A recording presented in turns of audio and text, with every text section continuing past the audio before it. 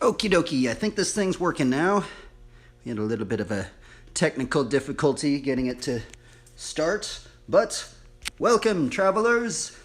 Welcome to Bible Study Devotional BMX Flatland Learning, where we ride a 15 by 15 square foot area where you can learn these things in many, many areas, right? I think that's one of the very, very strange things about Flatland is that you can learn these things in many, many areas, and it's really challenging, and it's really hard at times to learn these tricks. And you know what? It sounds strange, but a lot of these tricks that I like, just Flatland in general, it's starting to become like this. It's almost like this strange mental battle. It feels like at times. It's like this mental battle of testing your patience. Like, can you endure the just failing over and over and over? It's very strange. It's a very strange thing about Flatland, right? It's almost like this. It literally feels like a mental hurdle. Like you're having to battle with yourself on your failure, and you just failing over and over. And are you going to give up? But here's the thing that I'm starting to get. I'm in this realm right now where I put so much time into learning some of these tricks, like the backyard no-hander, for example, right? And the thing is like, I feel like I put so much time into it that I can't give up on it yet, man. Like, it's so weird, right? And it's just like this, it's kind of a strange mental hurdle, but it is interesting. It is interesting. And what's weird is just doing these streams, man. I think the other thing about Flatland, which is weird, is like, especially like if you're in like maybe a situation where there's not many other Flatland riders by you, right? Because I think in most cases, like, you know, if you grew up racing, you grew up like going to the skate park or something like that, you always have like that camaraderie, right? Like at the skate, they're pumping you up. They're like, yeah, dude, do it, go for it, you got it, you know? But for some reason, like for Flatland, like especially, it's way stranger when it's kind of more like you're maybe a little bit more isolated, right? Or you don't have other flat riders to like, and that's honestly what got me to start streaming, right? Because that's the other weird thing, because I used to live in Long Beach, right? And that's what got me into Flatland, was that when I was in Long Beach, right? And they have like a good camaraderie thing. There's a bunch of flat riders out there. It's crazy. But then like when I moved back home, I was like, man, it's strange. So that's a whole nother mental thing of kind of like, sometimes you get lost in your own thoughts at times, right? But it is interesting. And that's why it kind of got me into streaming. That's another reason why I started streaming, is because there's not many flat riders in the town I'm at. Well, there's actually two other flat riders. I've only ridden with one of them, but they live kind of far away, so it's not like I can just like, hey, bro, let's shush, you know? It's like I have to go drive over there, like 40 minutes over there, you know, like. So yeah, it's a strange thing. Anyway, let's get to the Bible study. Let's get to the Bible study. Now, today's Bible study, it sounds ridiculous, right? But it was actually, we're rewinding it back, all the way back to the very first Bible verse I ever remembered. And the very first Bible verse I ever remembered was Proverbs 28:1. And it's, the wicked flee though no one pursue, but the righteous are as bold as lions, right? I don't know why that verse was the very first verse that I remembered, but for some odd reason, that verse just hit me and so why we're getting into it is actually because I have the card draw that we did yesterday, right? But it was because of this card, right? This lifelink card. It has like this lion character, right? I guess you can't really see it that good, but called lifelink. And then there's like this thing with this one right here, Noble Panther, right? And this one kind of reminds me of like AI, and you know, and there's like this, you know, it's like this lion fighting this AI monster looking thing. And it's kind of sad because I'm actually starting to see a lot of artists getting totally diminished by the AI, like their mindset of it all. I mean, it's kind of bleak at the moment, actually. It's very scary, actually, and it's like very strange. And some artists are saying there's lots of people right now losing their jobs because of AI right now. Because of how marketing is, you know, because like you think about marketing, and imagine the marketing agencies, they don't have to pay artists anymore. They could just put it into a program and boom, and then just get it and then just make money off of that, right? It's like, it's crazy just thinking about it right now. And just looking at this card right here, I know it sounds ridiculous, right? But like we had that draw yesterday, and it was like the Noble Panther, and then we had Lifelink, and for some reason, just these two cards alone right here, right? We drew them yesterday, and it sounds ridiculous, but it like just reminded me of Proverbs 28:1. And it reminded me of Proverbs 28:1 about the wicked flee though no one pursue, but the righteous are as bold as lions, right? Let's actually open it up. So this was the very first Bible verse that I ever remembered. Like, I don't know how I memorized it, but I mean, I guess maybe I just liked it. And the other thing is, I think a lot of believers tend to like lions, right? Because it's also not only the lions, but it's also, the lion of the tribe of Judah and stuff like that. But a lot of believers tend to like lions, right? And I like lions too. Lions are really cool. Okay, so it's Proverbs 28:1, right? It's this verse right here. And that was the very first verse I ever remembered. It sounds ridiculous, right? I don't know. It's so weird. I wonder what other verses people remembered, right? Like, what was your very first verse that you remembered, right?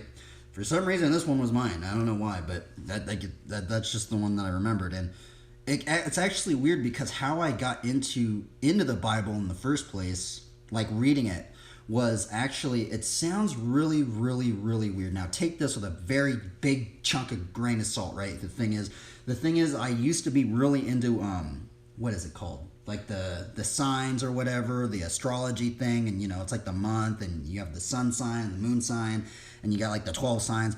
I actually used to be really into that stuff. Like every day I'd go up and I'd read my sign. I'd be like, what in the world? What's it going to be today, right? I don't do it anymore, right? I used to be really into that, right?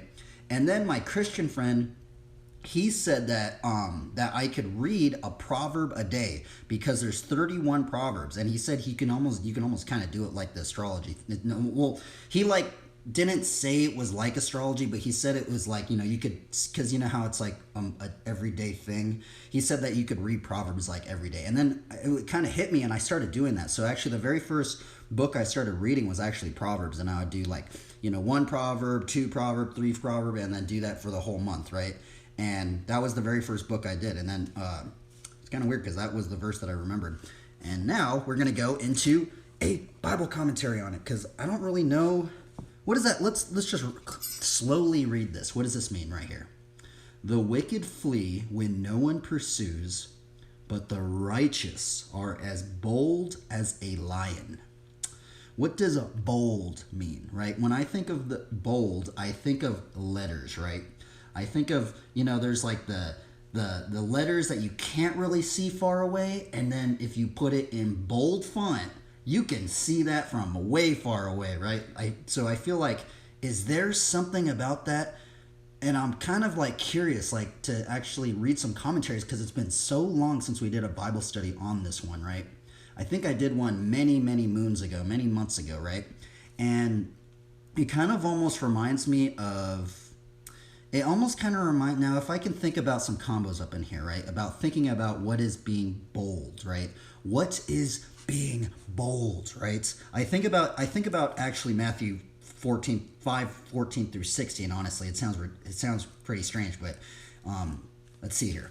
This kind of reminds me because, just thinking about the whole aspect of like, when you bold out letters, right? You can read it from really, really far away, right? It's almost like it's visible, right? So that kind of just thinking about that sentence right there, and then thinking about Matthew 5:14 through 16, it kind of reminds me of that. So let's read Matthew 5:14 through 16, which I brought it up probably hundreds of times already on the stream. But we're going to bring it up again, right? You are the light of the world. A city set on a hill cannot be hidden. Nor do people light a lamp and put it under a basket, but on a stand, and gives light to all in the house. In the same way, let your light shine before others, so that they may see your good works and give glory to your Father who is in heaven. Right? It's so strange that the Lord Jesus Christ says that we are a city set on a hill that cannot be hidden. Isn't that strange? I just find that very, very odd, right? I also find it odd that the Lord Jesus Christ uses the word good works, right? He literally, in basically every single translation, uses that word. I think literally every translation basically uses that word. It's crazy. Good works. And I know that's a very controversial thing within many believers, right? But I will reiterate that our works do not offer us salvation, right? And I think it's also strange because, like, we cannot work for our salvation, right? So that's the other thing, right? But the thing about our faith, as if when that we are called to be fruitful, right? So if we go into that the John verse, it says, "Herein is my Father glorified, that you bear much fruit," right? And then thinking about good works, and we did some Bible studies on what is good works, right? Well, it's one of the big things about good works is trying to be fruitful, right? To try and glorify God, right? And thinking about fruits, right? And then thinking about how, the seed, the seed is the word of God. It sprouts in us, in our heart, and eventually we will become like trees, right? We're going to become like tree people. It sounds ridiculous, right? But we're going to be like trees, and then what do trees do? We're going to start producing fruits, right? That's the thing about, and that's why I like Trent's, by the way. Anyway, so let's see here. So we went into this one, but yeah, it's just so strange that the Lord Jesus Christ uses the word good works. And the other weird thing about where it says good works is that sometimes I wonder, is that related to the verse of like the 10 Commandments of like 6 days you shall work, right? I have no idea, right? So it would be so strange if like, what if Jesus wanted us to not be hidden like 6 days a week, right? I don't know. Like, that's just strange to think about. And we've looked it up, but for some reason, like, not many people have really covered it. But just if you just read Matthew 5:14 through 16, and then think about the verse of like, you shall work for 6 days a week, right? It's just odd. And then it's just odd thinking about this one right here, literally on the next page over. In the next chapter, in the beginning chapter, he said to them, "Follow me, and I will make you fishers of men." Immediately they left their nets and followed him. Right? It's strange that like in Matthew 19 through 20, 19 through 20, like Jesus is basically saying it's actually to Andrew, by the way. I do want to reiterate the context of it is that it's to Simon, who is called Peter, and his brother Andrew, right? They were casting their nets and fishing for fish, right? And then Jesus comes up to him and said, "Well, follow me and I will make you fishers of men." And then they basically left their work because it's related. We literally read a Bible study and they were saying that Andrew and Peter were actually literally fishing. And then they started following Jesus, and then Jesus said that he was going to make them fishers of men, right? So it's strange thinking about like them doing their work and then they started following Jesus, and then does that whole thing translate over? Like, are we to fish for people 6 days a week? I have no idea, right? That's the other word. So take that with a big grain of salt, right? And I'm not, so that's another. And I have asked this question on the internet, right? And it's weird because there's like a split with believers. Some believers said that the good works mentioned in Matthew 5:16 was actually related to working for 6 days a week. And then some believers said that it wasn't related, that the word works like changed or something. So it's like, I don't know, it's odd, right? It's just strange thinking about that. And it's just strange thinking about like how in Matthew 13 it says, what does it say? It says, he put another parable before them. The kingdom of heaven may be compared to a man who sowed good seed in his field, right? And this is another thing that I asked a question of on the internet, and there was like a split of answers, right? It was kind of strange. There's been a split of some answers, right? And I said, well, it's strange that in Matthew 13, Jesus likens the kingdom to like people that go out and sow seed out in the field. And then if you read about the parable of the sower, it's almost like talking about almost like in a farming attribute, right? The farming attribute. And it's weird because if you read the Old Testament and like how the Old Testament considered a lot of the work in the Old Testament almost akin to farming and stuff like that, right? So it's just very strange. And so I don't really know where I stand on all this stuff, and it's very odd because it's odd when you ask a question to some believers and then there's like some split in some answers, right? And so it's like, but honestly, I guess how I view it now is I view it as in that verse of John, right, where it says, "Herein is my Father glorified." What verse is that? Herein is my Father glorified, that you bear much fruit. What verse is that? So it doesn't seem like I'm making something up. It's John 15:8. This is the verse. Very odd verse. John 15:8, right? It says, "Herein is my Father glorified, that ye bear much fruit, so shall ye be my disciples," right? And it's just so strange to think about that because we looked up a question that I couldn't really, all the commentaries never really went into it, right? Is there ever a point where we're going to just start bearing too much fruit? like how much fruit should we be bearing, right? That's the other thing. And there, all these commentaries, they never really go into, they always just go into, we're supposed to bear a lot of fruit, right? I mean, is that like, how much fruit should we be bearing, right? It's like, that's the other weird thing, right? But then thinking about how Jesus says that he will like prune us, right? So we bear more fruit, stuff like that, right? Like Jesus wants us to be fruitful, right? So that's the other weird thing. So, but yeah, we have to remember that our works do not offer us salvation, right? But also what James says is faith without works is dead, right? Even the demons believe. Let's actually just read that verse right there. It's actually just such a hilarious verse. I know it sounds weird that I'm just laughing at it, but like if you actually really like sometimes I've read it so many times now, and it's almost like James is almost like almost kind of like saying I don't know, like he's almost like joking in some degree. Let's go into James. What verse is that? It's such an it's like sometimes I laugh at it now because it's kind of like he's just saying like even the demons believe, like, you know, like I think it's just very interesting. Let's see here. Okay, let's see here. What does this say? So this is James 2:17 through 19. It says, "So also faith by itself, if it does not have works, is dead. But someone will say, you have faith and I have works. Show me your faith apart from your works, and I will show you my faith by my works. You believe that God is one. You do well. Even the demons believe and shudder." Right? It's just like, it's so hilarious thinking that he writes that at the end. It's almost like he's just like, it's like,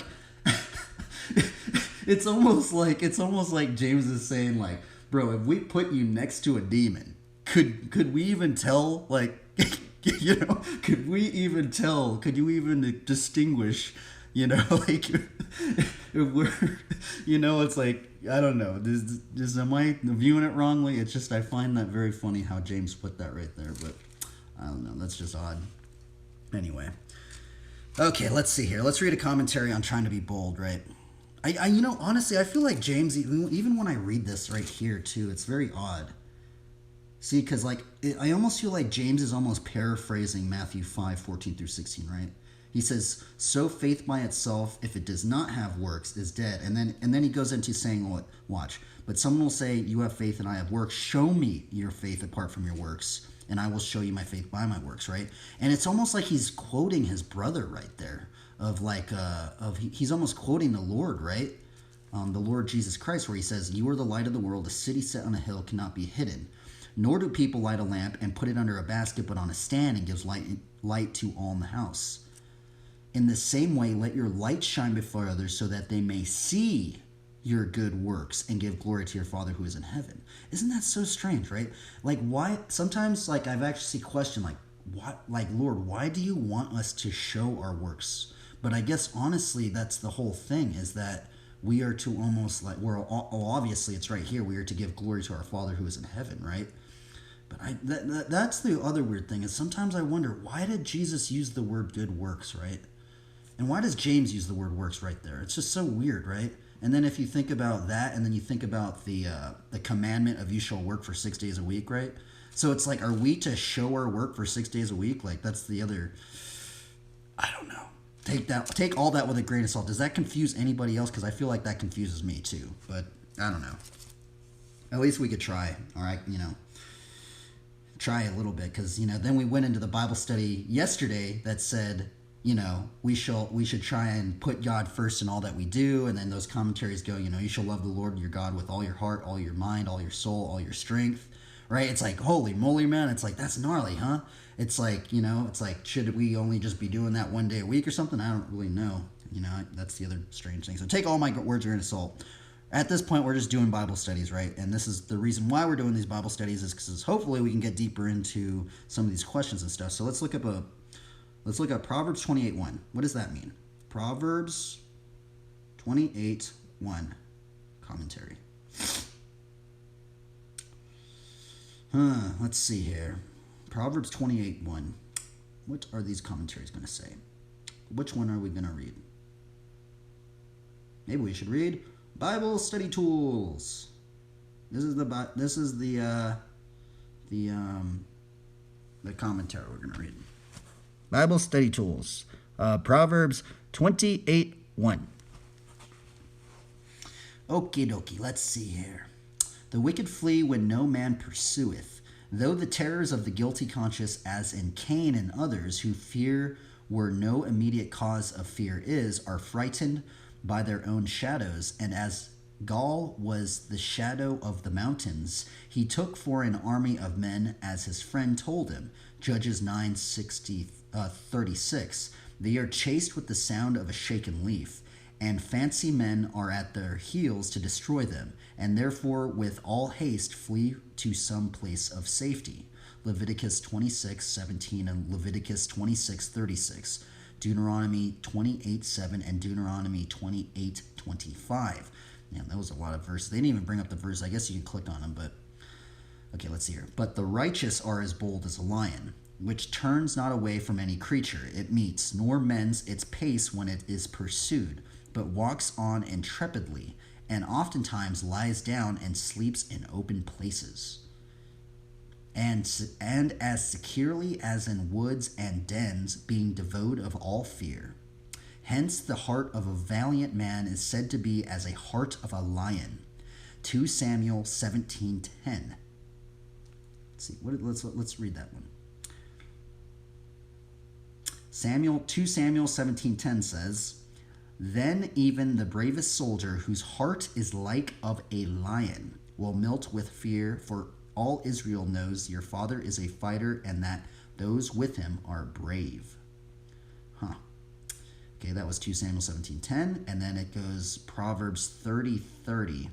"A lion, a mighty among beasts, who retreats before nothing." That's Proverbs 30:30. So Pindar compares a courageous man to a lion for boldness. Now righteous men are as bold as this creature, or more so. Some of them have stopped the mouths of lions, and have dwelt securely in the midst of them. Oh, I actually forgot about that. I forgot about Daniel. As righteous Daniel, and all righteous men are or may be as fearless as the lion. Fear God they do, but have no reason to fear any other. You know, that's a very strange thing to think about, right?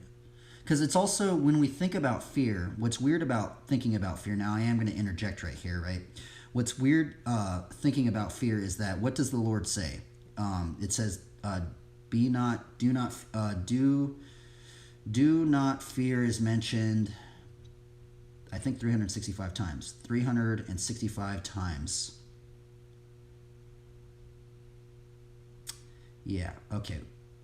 So, it's do not be afraid. Okay. So that's very strange thinking about that, right?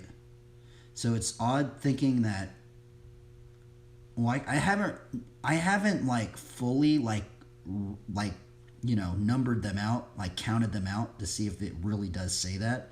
But all these people, if you look up, do not be afraid, how many times is that mentioned in the Bible, right?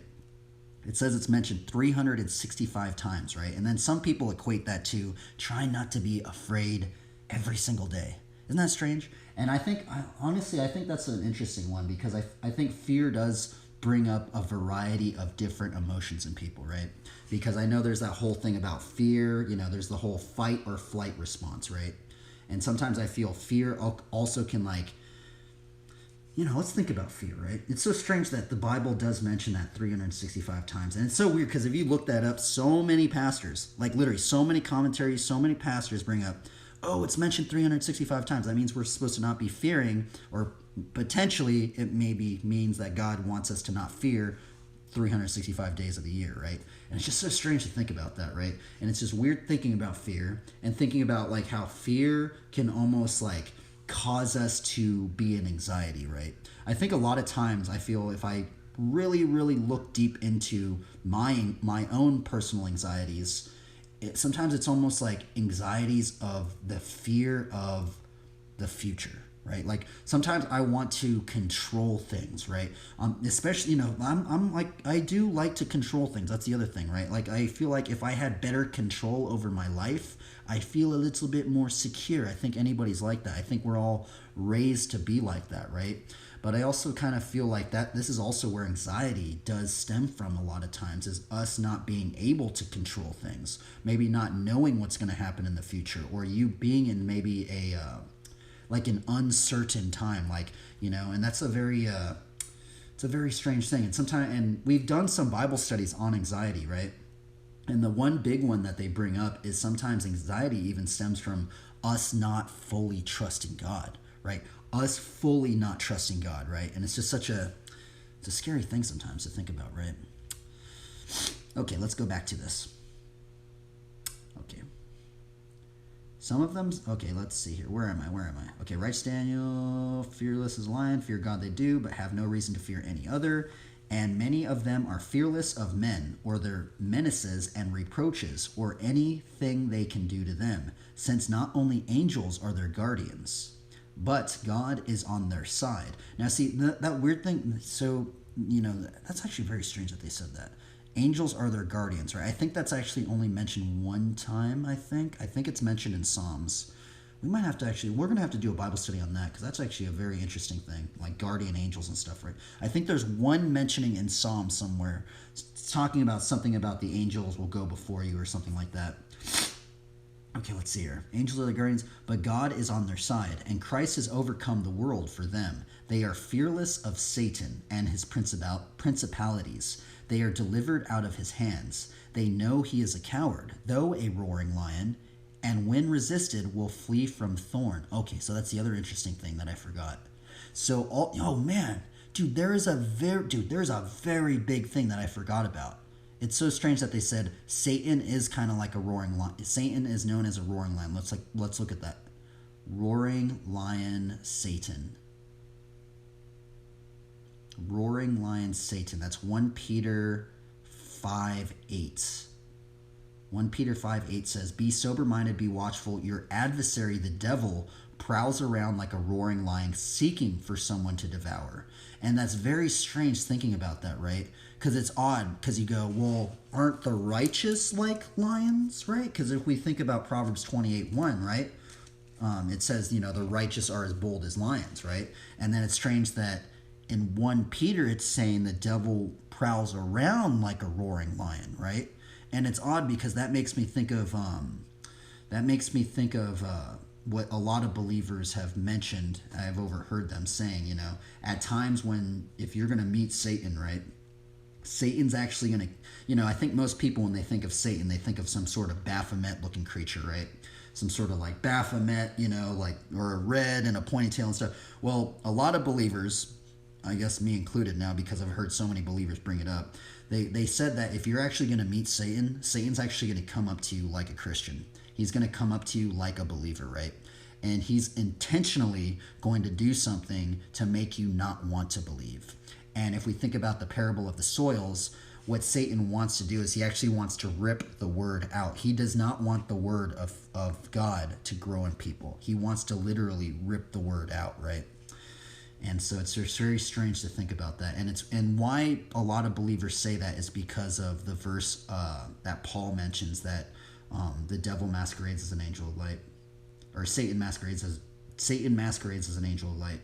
Satan masquerades as an angel of light. As an angel of light. And what verse is that? So it doesn't seem like I'm making something up. That's 2 Corinthians 11:14, and no wonder, for even Satan disguises himself as an angel of light.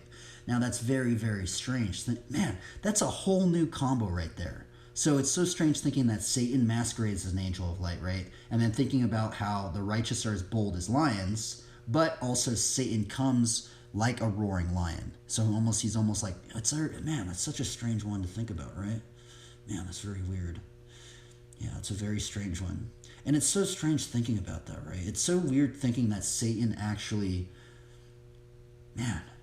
comes to you as like a believer in Christ, right? And that's the weird thing is, like, even Jesus almost says, like, you shall know them by their fruits, right? Because he talks about there's going to be false prophets, there's going to be wolves in sheep's clothing. You shall know them by their fruits. You shall know them by their fruits. You shall know them by their fruits. And that's, you shall know them by their fruits. Do men gather grapes or thorns or figs of thistles? Man, that's so strange. I wonder if Maybe that's why Jesus wanted us to bear a lot of fruits, right? Herein is my Father glorified. Herein is, what verse is that? Herein is my Father glorified. Herein is my Father glorified, that ye bear much fruit, so shall ye be my disciples. So that's so weird. So I guess, so if we are to recognize people by their fruits, it's so strange that Jesus wants us to bear a lot of fruit, right? Huh. So I wonder if there's a I'm wondering, like, if I were to say that to some people, what would they say to me, right? Like, what would other believers think about that, right? Like, could there ever be a point where you couldn't tell people by their fruits, right? Because so in Matthew 7:16 it says, "You shall know them by their fruits," right? It's very odd. It's so strange thinking about how Satan masquerades as an angel's light. Sorry, I'm totally like, I'm very like, it's very strange thinking about how he comes to us like a roaring lion. Man, it's so weird. There was a whole new combo right up in there that I haven't really like put too much thought into. And it's very, very strange. Huh. Interesting. Very interesting. Anyway, let's get back to the righteous are as bold as... Sorry, we got totally sidetracked right there. It was very... hopefully that kind of made sense about what we brought up, right? Okay, let's see here. I totally lost my place. Okay. Fearless of Satan and his principalities, they are delivered out of his hands. They know he is a coward, though a roaring lion, and when resisted will flee from thorn. Yeah, and that he is a chained, conquered enemy. And though they are afraid of committing sin, yet are fearless of the damning power of it. Christ, having bore their sins, made satisfaction for thong, for whose sake they are pardoned, and whose righteousness justified, and blood cleanses from all sin. They are fearless of death, its sting being removed, itself abolished as a penile evil, and become a blessing, and is a righteous man. Gains, they are fearless of wrath to come. Christ having delivered them from it, and they being justified by his blood. They are courageous as a lion in fighting the Lord's battles with sin, Satan, and the world, and enduring hardiness as a good soldier of Christ, knowing their cause is good, that Christ is the captain of their salvation. Their spiritual armor is proved, and they are sure of victory and of a crown. They are confident. As the lion, as the word may he rendered, they are confident of the love of God, of their interests in Christ. Dude, sorry, I keep thinking about all the combos we went into today. Bro, maybe James is also kind of going, man, it almost seems like James is like going into you shall know them by their fruits, right? It's almost like he's quoting his brother again, right? Because look, it says, you believe that God is one, even the demons believe and shudder, right? So almost like, I feel like James is almost going into, so if there are wolves in sheep's clothing, right? If there are wolves in sheep's clothing, and Jesus says that we are to recognize them by their fruits, right? Maybe that's why James goes into saying that, maybe that's why James goes into bringing up the demons. Anyway, sorry, I'm like thinking about all these weird combos today. Very strange combos. Anyway, let's see here. Okay, rendered and confident with the love of God, of their interest in Christ, of the grace of God in their hearts, and all things work together for their good. That's Romans 8:28.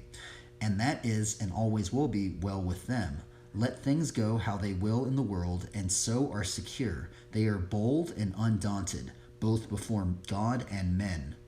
Before God in prayer, knowing him to be their covenant, God and Christ, having in view the blood and righteousness of Christ, and being assisted by his Spirit.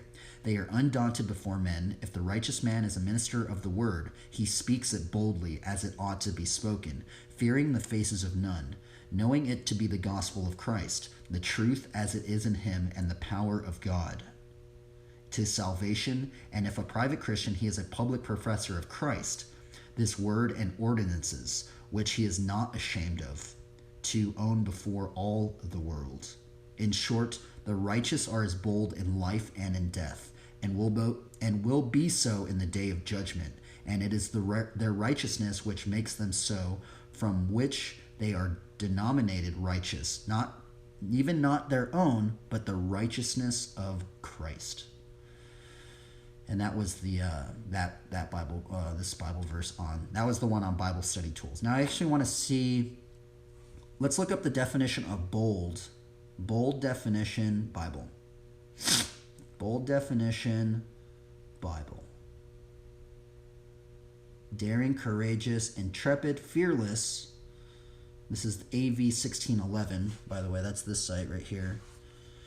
Daring, courageous, brave, intrepid, fearless, applied to men or other animals, as bold as a lion.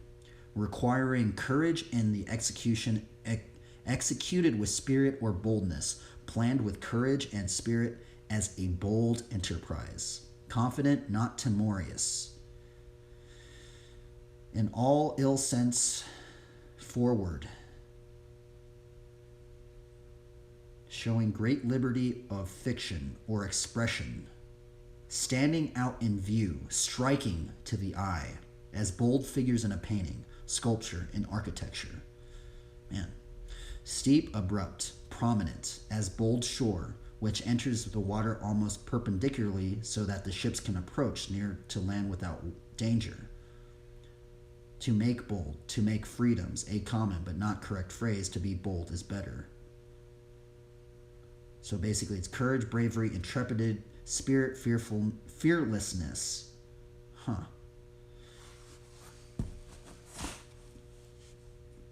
Very interesting, huh?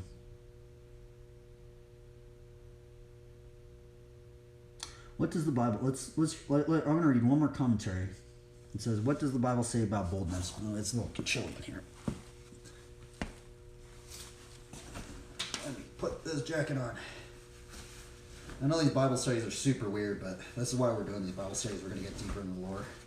We're trying to hopefully meditate on the laws of the Lord, right? In any degree, even putting any thought into it. I don't know if it's really I think it's kind of like meditating on it, right? Because ultimately, I think just meditating is just kind of thinking about the word, right? If we're just even thinking about the word even just a little bit, right? And that goes into like Psalms 1. Okay, let's see here. What does the Bible say about boldness? Boldness is the courage to act or speak fearlessly, despite real or imagined dangers. When a person acts boldly, he or she takes action regardless of risks. A petite mother will boldly snatch her children away from a 6-footed stranger. A man may boldly stand up to a dictatorial boss, knowing he could be fired for doing so. Boldness is not to be confused with rashness or aggressiveness. It is, however, similar to assertiveness, in that it empowers someone to do or speak what is necessary, in spite of possibility of a negative outcome. I think that's actually a very interesting thing, right? I think that's a very interesting thing, just thinking about that last sentence that they put. I think that's a very, very, that's a very big one, too, thinking about that. Because I even feel like that, especially on certain social media platforms, right? Certain social media platforms, I'm like scared to post things. So I'm like, oh, what are all these people going to think? I failed. Oh, this is not cool. I'm not one-upping myself, right? In spite of possibility of a negative outcome. Man, that's very interesting thinking about that. Anyway, let's see here. Let's continue onward. And this is the Got Questions thing on boldness. Boldness was one of the first characteristics the Holy Spirit imparted when he came to indwell believers after Jesus ascended into heaven. I'm not going to lie, I totally forgot about that. The followers of Jesus had been hiding in fear of the Jewish authorities, praying and encouraging one another. The Holy Spirit came upon them, and those formerly terrified disciples became fearless preachers. Acts 2. A short time later, as the disciples faced persecution from the authorities, they prayed for boldness. Man, Acts 4:29. Man, I didn't even it's so weird that because we literally read an entire commentary about, being bold, and they didn't even bring up Acts 4:29. Let's read Acts 4:29. And now, Lord, look upon their threats and grant to your servants to continue to speak your word with all boldness. Man, that's really, really gnarly. Just thinking about that, right? All boldness. Man. Okay, let's see here.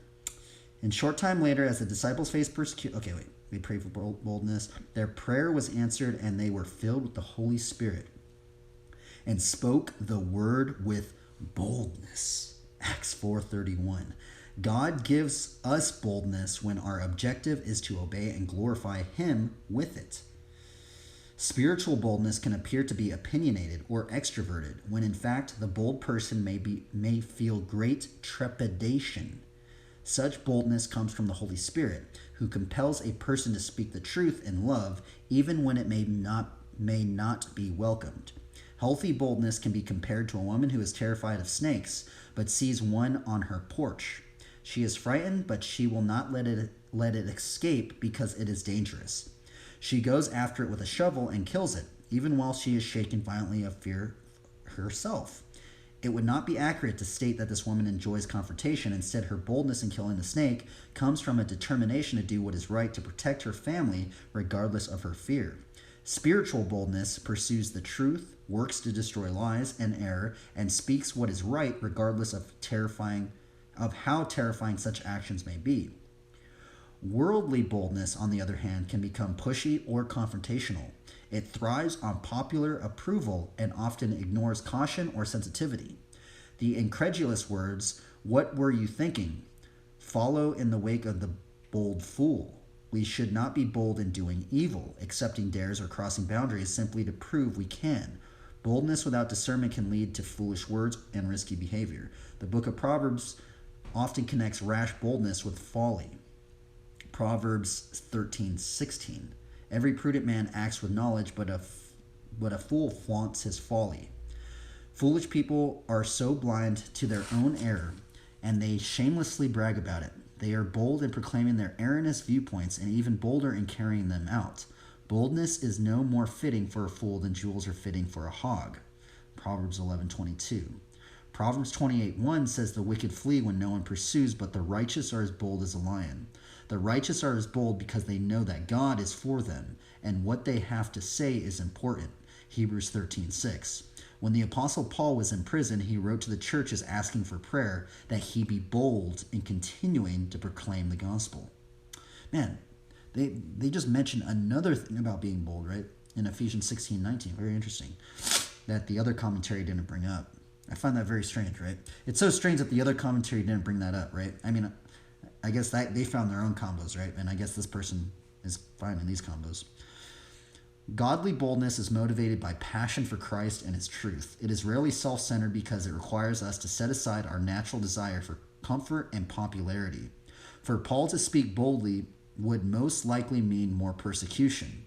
Stephen spoke boldly and became the first Christian martyr in Acts 6:8-10, 7-1-2, and 54-58. As followers of Christ, we should pray as Paul did, that the Lord will grant us supernatural boldness to speak and live as He would have us do. In this age of great deception and resistance to truth, we need boldness more than ever. Boldness coupled with love and humility. I think that we also have to remember about humility as well, right? I feel like that's the other strange thing about flatland. I think about it. Sometimes flatland really just keeps. I think flatland kind of has been keeping, just failing over and over and over again, right? I think that's the other weird thing about flatland. It kind of keeps you. It kind of keeps you in check. It keeps me in check sometimes, right? So I'm like, I'm trying this trick, but I keep failing, and it's weird, but oh well, we're going to keep going for it. Okay, let's see here. Boldness coupled with love and humility. 1 Corinthians 13:4-8 and 1 Peter 5:6 is a light in the darkness. Matthew 5:14. When we are convinced that our message is life-giving and eternal, we speak with boldness, knowing that God will use it to impact our world. Isaiah 55:10-11. Man, I did not think we were going to read this much today. Isn't that so crazy? Like, we literally went into one little verse. We went into Proverbs 28:1, and look at how much stuff we've talked about, right?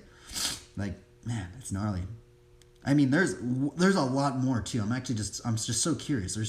It's literally like there's so many more like commentaries we didn't even go into. It's gnarly, huh? Isn't that crazy? Like all the commentary. By the way, all the commentaries we went into today were kind of more modern commentaries. We should have actually probably went into like some of the old ones.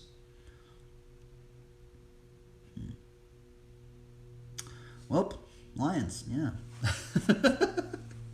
Lions are cool, man. Oh, somebody said something. Sorry, man. I can't see the chat. Apologize for that. I know these Bible studies are really weird. I don't even really know if people listen to these things or not, but hopefully, I guess we're just out here just trying to sow some seeds out. Maybe one of these little seeds will plant in somebody, right? I guess if we just remain consistent and try to give God the glory, right? Oh, that's the other thing. Sometimes I think I'm just doing this stuff wrong, right? That's the other weird thing, right? And I have to, man, it's like, that's the weird thing about streaming is I can't edit it out. So it's just like, I apologize, everybody, if I'm like doing this wrongly. I'm sorry if I said anything wrong. I can't edit these things, right? So it's kind of like you're gonna, I guess from the heart the mouth speaks, right? So you're getting it, right? I'm not editing this stuff out, So I guess you get what you get with these Bible studies, because I know I say probably a lot of stuff that's probably very unorthodox in some degree. So. But hopefully we can try and give glory to the Lord. Ultimately, that's what we should be trying to do. So, okay. Anyway, let's do a card draw. That all stem from this card right here. I guess we'll just do a little relay thing of why I even did that Bible study in the first place. Is because we drew these cards. It sounds weird, but like, see this one? We got lifelink. Lifelink. See? That one reminds me of Proverbs 28:1. Like, man, that artwork is just so gnarly, huh? Like there's like a little, like, there's like four, like, things that, like, there's like a little lion eye right there, and then another lion, and then it goes full into a lion. And it just reminded me of this one right here. I feel sorry for all the artists out there right now. I'm sorry, all you guys that are just like tripping about the AI stuff, man. So many artists are tripping about the AI. Even I'm tripping about I kind of have been getting away from drawing and stuff and painting, to be honest. So it was actually kind of strange, but like also like I feel the bleakness, because I'm seeing it in a lot of artists at the moment. But it's just brutal. I guess we just got to keep going, I guess, or something. Sorry, I can't see the chat, by the way. I'm going to open up the chat right now. Let's see. Can I somehow get to the chat? I can't read. For some reason, I can't read it behind the phone screen. They, like, changed it. How do I get to the chat? Let's see here. Why? Can I go into it on my stream manager? Stream manager? See, nothing even... It's weird because you guys' chat... It's like I had to... I don't even know. Sorry, I can't see the chat. I will see the chat later on. I just can't right now. Let me do a... Oh, wait. I see something. Oh, wait. Okay, I did see that one right there. AI will never be able to write real poetry. Dare to compare. It straight up can't. And same for illustrations, music deck. Yeah, that's the other thing. It's just sad because I've been hearing some artists and they're losing their jobs and stuff like that. But honestly, they're losing their jobs, I think, because of basically greed, right? A lot of these companies are... I actually like to think, maybe not think, but just even thinking about how many companies are really in it for just greed and profit, and then the companies that really do it out of love and just passion and wanting to help people, right? And I think that's what AI is really going to show. If there's anything with AI right now, it's really going to show the companies that are fully in it for just profit and just all that stuff and greed, and then the companies that really just want Oh, Ronan. Hello. Oh, there's a bunch of people in here right now. Did a really good progress on my bunny hop. Nice, dude. Yeah, AI is really crazy, and the weird thing is like I'm only kind of seeing the AI from hearing other artists because I am friends with a bunch of other artists, right? And I just hear what they're talking about. But not only that, but now there's like programmers and all these other people that are talking about it. I don't know that spectrum, so I'm not familiar with that spectrum. I'm not familiar with what GPT or I've never even used it. I don't know what that they're doing. I'm just familiar with the AI art stuff that they're doing right now. I'm lurking, doing some chores. I'm lurking. Okay, for sure. Yep. Okay, let's see here. If they were doing art for money, that was the problem. Art is not a job. It's a statement. Huh, interesting. That is an interesting one right there, huh? But I guess like art goes into many different things about like design, right? You know, like because there's also like mechanical design. They should have knew AI was the thing. Sellout art was already a thing. Sad that you didn't make your art more personal to escape the Matrix. Yeah, the Matrix. Yeah, the Matrix is. You know, that's the other weird thing that you say. The Matrix, for some odd reason, I don't know about you guys, but like, for some odd reason, I meet all these believers. Well, not all these believers, but I've met a lot of believers, and for some odd reason, they all like the movie The Matrix. I mean, not all of them, but I've met a lot of believers, and for some odd reason, they are really into that movie. They're just like, they always talk about The Matrix. I'm like, oh my goodness. Yeah, I gotta trust God, huh? Yeah. It's really awkward that you guys are listening to these Bible study things, but oh well. We're trying to give glory to God.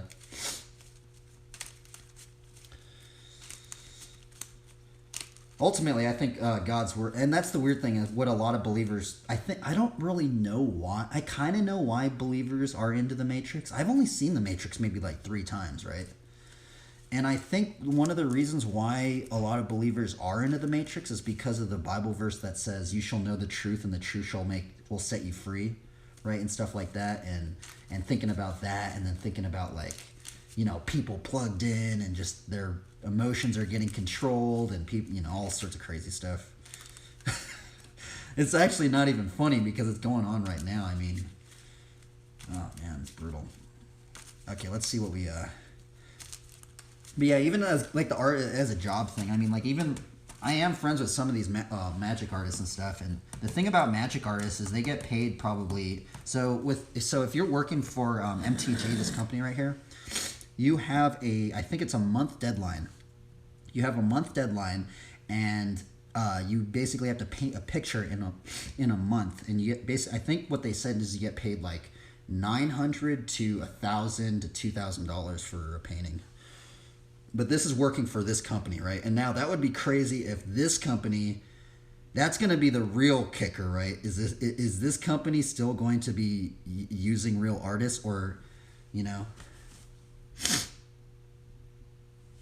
Yeah, that would be crazy. Imagine if, dude, the outcry. Imagine the outcry that would happen with the community if just MTG just started using AI.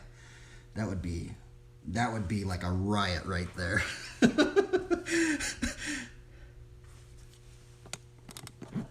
Okay, let's see what we draw today. First card of the day. Got Elspeth. Tyrell. From Michael Cormack. We got Call to Serve. Card's gnarly. Call to Serve, number 2. We got a Humble Little Forest. Number 4. Oh, we got Face Shield again. That's cool. 4, number 5. Oh, dude, we got Hollow Ground. Dude, look at this card. This card's weird because it has like a cross on it. This is the strangest. I got this card because it had a cross on it, right? And the weird thing is, I'm pretty sure Wizards of the Coast would never put a cross. I feel like because this card came out in what? 1995. This is when this card came out. 1995, right? And it's just so hilarious that this artist put a big old cross on hologram. I mean, I think it's a cross. It looks like a cross, to be honest. But I just feel like that would not slide. Wizards of the Coast would be like, nope, that's too controversial. We're not going to put a cross on the artwork. You can't do that, right? But in 1995, I guess the 90s were a different time. And honestly, the 90s were a different time. If you see a lot of the hip hop music, like if you just look at the old 90s hip hop music, dude, so many like hip hop artists used to rock crosses like heavy. Like heavy. 1, 2, 3, 4. That's, ooh, hidden ancients. Talking about trees, we got hidden ancients, like the Trents. Okay, I think this is the last card. 1, 2, 3, 4, 5, 6. Okay, 7. Ooh, Frontier Guide. Wayne Reynolds. Dude, look at how much work went into that card. Holy moly, bro. Dude, Wayne Reynolds always puts so much work into his artwork right there. Like, that was done by Wayne Reynolds. Strange thing about Wayne Reynolds is he's starting to promote the faith as well. It's actually very strange that he's doing it because he's a very well-known magic artist. And for a magic artist to start promoting the faith, it's really, really crazy. He did like a whole he's doing all these paintings about like this faith stuff, and it's very, very interesting that just like a very prominent artist would do that. Anyway, that was the draw for today. I'm gonna put this on Insta, by the way. Okay, let's see here.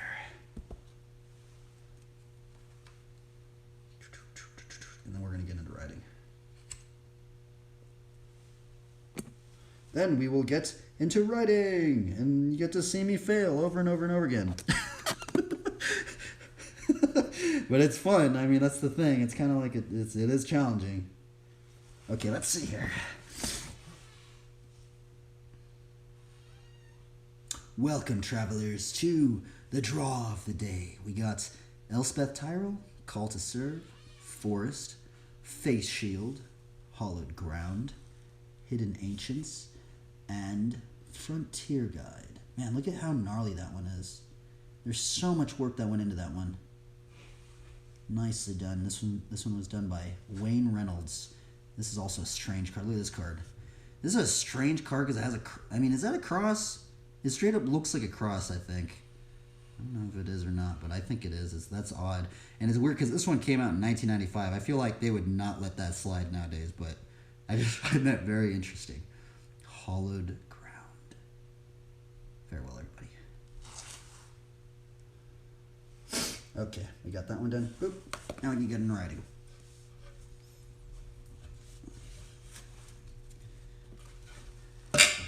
Okay, I'm sorry if I couldn't see the chat. I had to do this thing right here. Okay, now I can see the chat. Let's see here.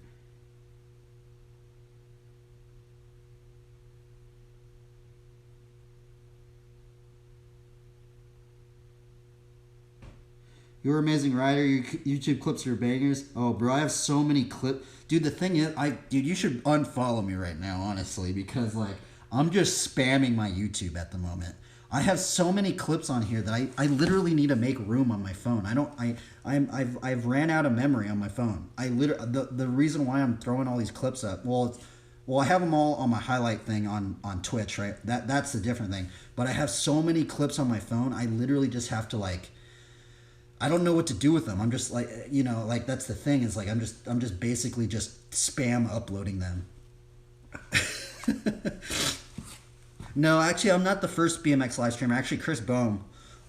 Chris Bohm he's actually the very first Flatlander I saw streaming.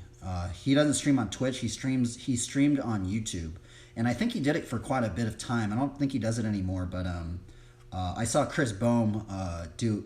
I think actually that's why I started streaming was because of Chris Bohm.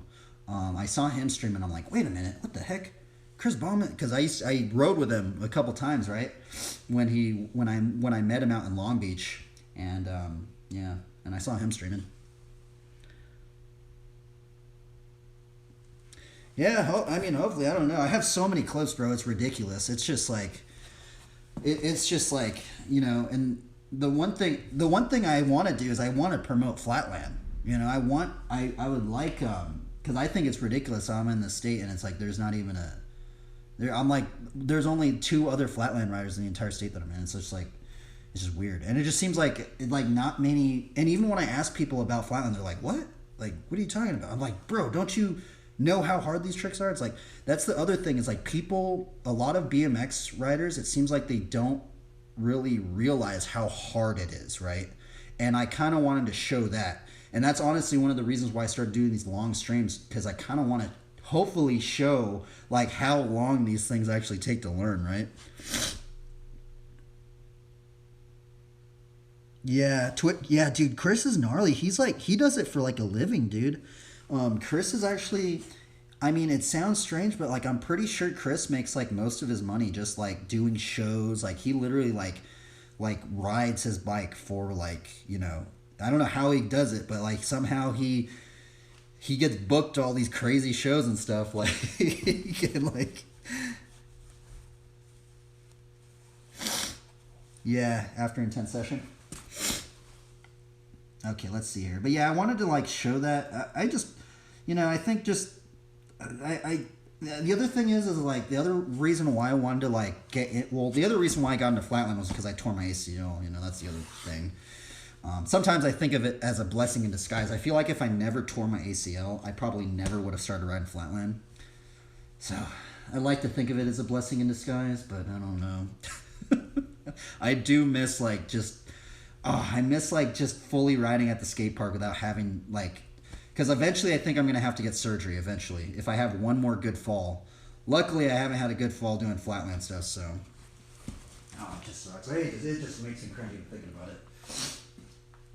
Like, yeah, I literally had the surgery set to get my ACL replaced, but then the doctor's like, well, you're going to be out for like 9 months. And I'm like, what in the world? 9 months, bro? Oh my goodness, I'm just gonna ride flat. I started riding flatland, dude. Like fully, like that's why I'm fully kind of into flatland stuff now. I tore my ACL.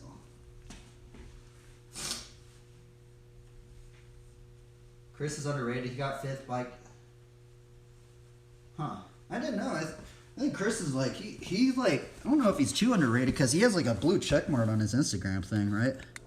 That dude shreds. It's actually really weird. Like, it's weird seeing Chris ride in person because it's way different. Because like if you see him like on his Instagram clips or something, it seems like it's actually slower, right? But when you see him in person, bro, he's like freaking like he's like a tornado, dude. He's like it's crazy, bro. It's like I have one clip of him saved.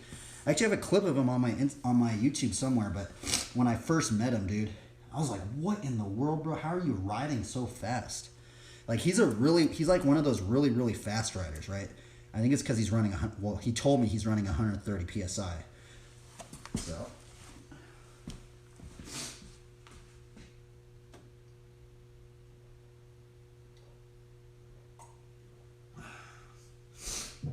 He's one of the most dialed riders. Yeah, that dude's actually really gnarly. Actually, I kind of wanted to do, so actually what Chris does, if you see his Instagram, you'll probably see posts, but what he did was he actually got tape, and I think he did it for a reason. Now, I've only seen Chris do this, right? But Chris, like, marked out his space, right? So he'll mark out his space with tape, and then he sections it off foot by foot, right? So he has like a foot right here marked with tape, a foot right here marked with tape, and then it's just marked with tape, right? And then it's marked with tape this way. And I kind of wonder if like Chris like did that for a reason. So like he like, you can see the arc, right? Because if this was like, if I taped this entire thing out and just marked it like, right? You can like see the arc that you're taking, right? A little bit easier. And I'm wondering if Chris did that for a reason. Now, I don't know if he did that or not, right? I think maybe the wood just had a crack and he just taped it up, but I think that's why he did it. But he's the only one that I have seen like mark out his training area like in a square footage thing.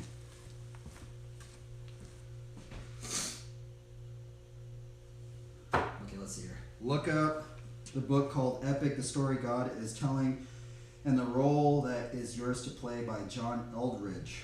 It's really good and addresses the reflection of the story of Christ and other stories. Huh, John Eldridge. I think. Did he do the book Wild at Heart? I think he might have did the book Wild at Heart. I have that book. I have the book Wild at Heart. And yeah. So the other thing about like the BMX ministry stuff thing, right, is I'm not the only one doing the BMX ministry. So when I worked at Woodward, there was this guy that had a pretty big impact on my faith, actually. His name was Dustin Oram, and he was almost kind of like a top leader guy at Woodward at the time, because he was like a BMX director guy. And he was doing the BMX, and then he also did the ministry. And I feel like, honestly, that inspired me, just seeing how he did that stuff, and that inspired me to get into the Bible study stuff. He must run with thin width tires, be running that much PSI, more than 100. Wow. 60 PSI? That's ridiculous, dude. That's super low. It seemed like he was riding pretty... Was that at the Circle Jam? Huh. Yeah, I'm going to have to check out that book, Epic. I have not heard about that book. But I did read Wild at Heart. There was actually something very interesting about Wild at Heart. Like, if you read that book, by the way, I haven't read it in a long time.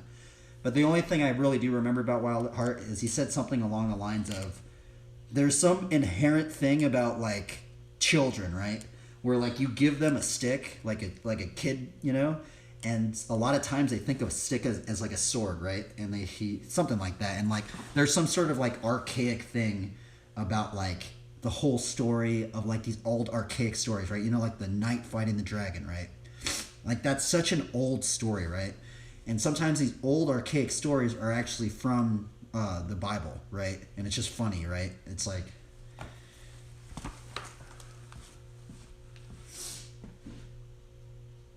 Yeah, I saw Ben let out a bunch of air right in front of me. Wow, that's strange.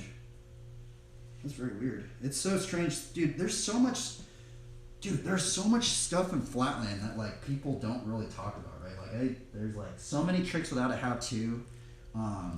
Like I don't know like how long some of these tricks take, you know, like some like the PSI, do they change their PSI? You know, stuff like that.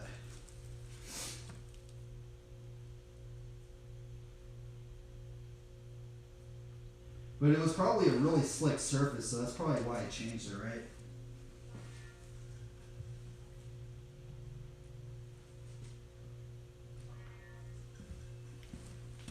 Okay, let's see here. Let me just move this over.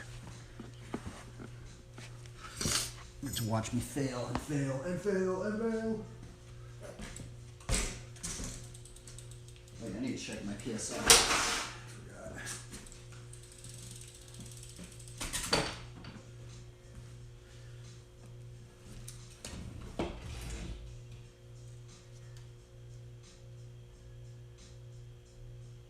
You know, I was hanging out with Ryan and the whole crew. Flatland is all your people. Bro, I miss the Long Beach scene, bro. If I never met those guys in Long Beach, like, I never would have gotten to Flatland. That's what's crazy. The scene out in Long Beach is so awesome, bro. There's so many flat riders out there. And the weather's just always good. Man, that addresses the story of the Matrix. Crazy. I'm gonna have to check that out.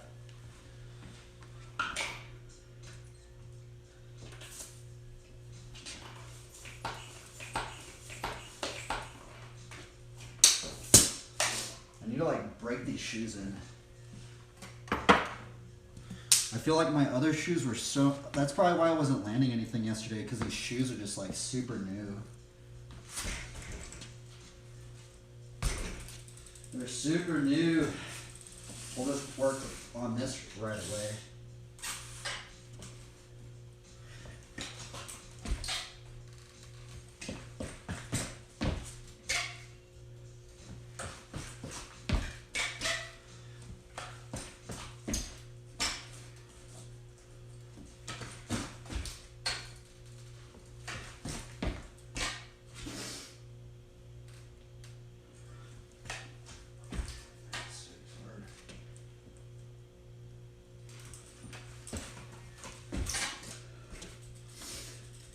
trick just tires me out. It's actually tiring to learn.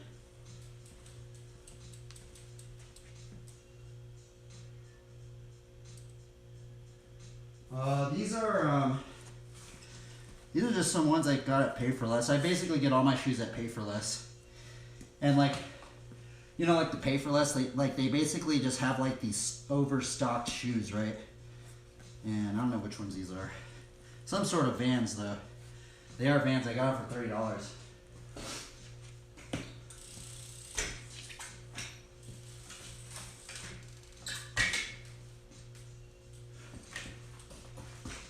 Oh, those don't fit.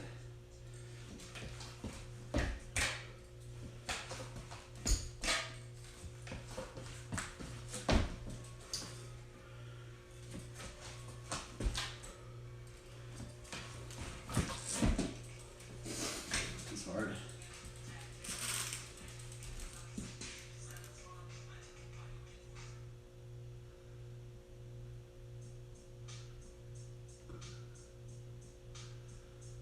Actually, yeah, Andrew Ferris is really gnarly.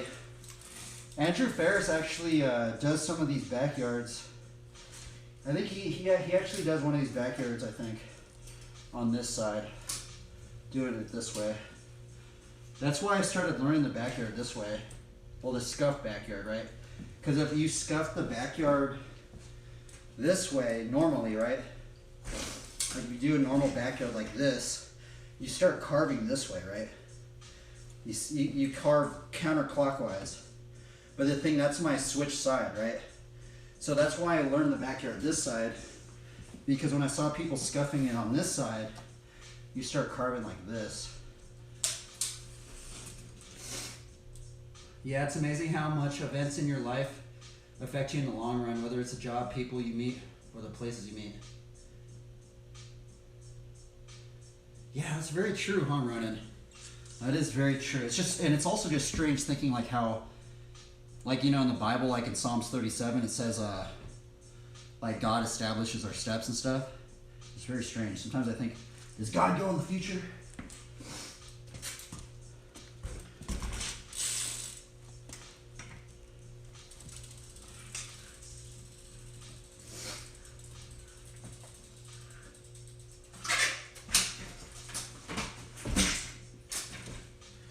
Backyards are hard.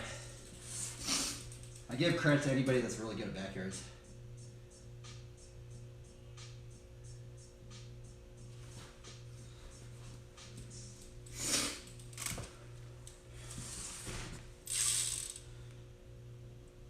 You know what's crazy is seeing Trevor Meyer. Trevor Meyer also does these, but he does them in a different combo. I'm kind of skipping a part because like how Trevor does it is he starts like this and then he like switches his foot like that, right? Whereas like I'm just starting my foot off like that because it's like, you know, but he's like doing another one and he does one where it's like he'll like pivot off of like this or something, where like pivots on his tire and goes right here and then goes into the backyard. I have it saved actually. So this is almost kind of like the Trevor Meyer way, kind of almost, but I'm skipping a step.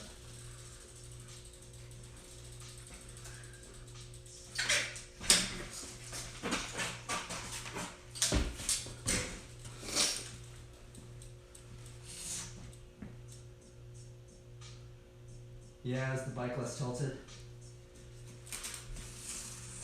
I mean, maybe I should just learn the other backyard. I bet if I learned the other backyard, like just regular foot scuff.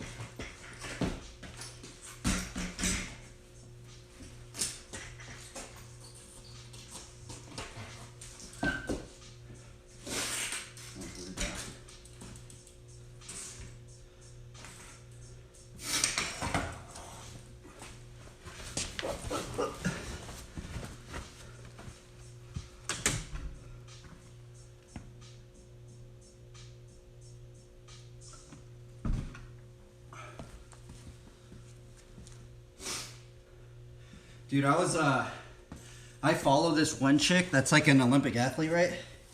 And what's crazy is she says she trains for like 4 to 5 hours a day. Like, it's crazy. I'm like, dang, 4 to 5 hours a day. I think she does like 6 days a week or something. I'm like, bro, that is gnarly.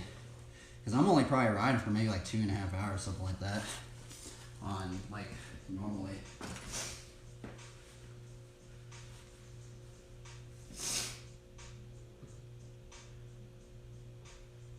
No, it's Georgia. Oh, what's her name? She's gnarly. Georgia Ellen Wood, I think is her name. She actually has a Twitch. She actually used to play WoW. That's the other weird thing. Shout out to Georgia, she's gnarly.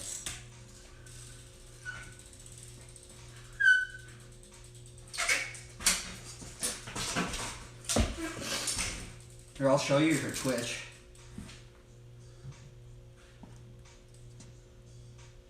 She hit a hitchhiker to Steam in her run for Worlds. Oh, gnarly. Hitchhikers are gnarly. That's just a hard trick.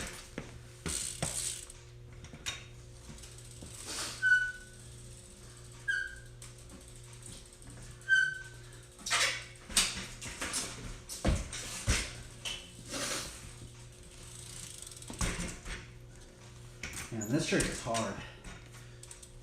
I don't even know how people do it.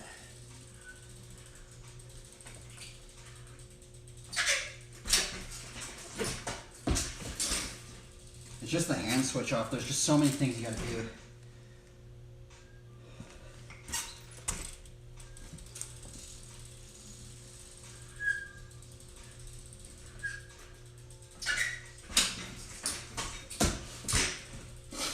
Let's see if I can just do that one, the body varial thing. I'm gonna try the body varial thing.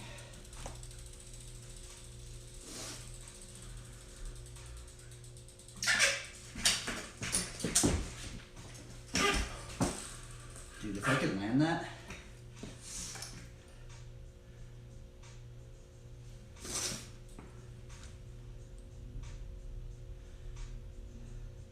As long as they aren't playing WoW with Whales Rebellion. Here, I'll show you that chick. She's cool. She streams on Twitch. Let's see, what's her? I think her name's like One Punch Woman. If you type in One Punch Woman, yeah, I think One Punch. She put a 0 in her name, so it's like. But I think if you put in One Punch Woman, and she's like an Olympic athlete. She's really gnarly. But she does stream on Twitch. You can like ask her questions and stuff. Dude, I want to do this body varial thing. I'm gonna be honest, I haven't seen anybody do this, but someone probably has, but.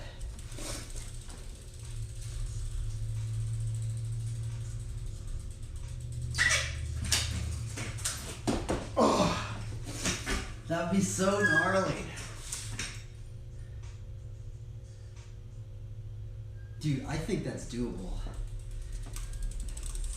Have you seen anybody do that? I wonder what it's called.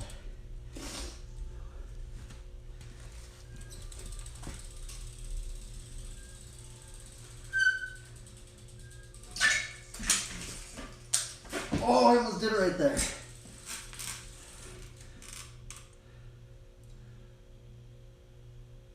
Dude, I'm about to do that. Is that a... It's weird. I don't know what it is. It's like it's like... I don't know what it is. I think it's a body varial or something. I would call it a body varial, right? Or some sort of backwards... I don't know what it would be called. You start off like this.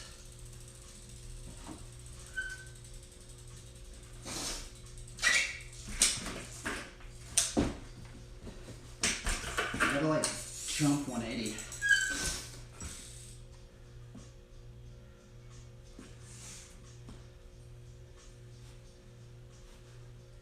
Today I learned to pick the front wheel up.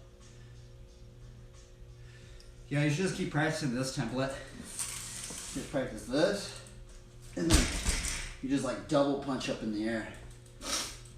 You gotta get that double punch.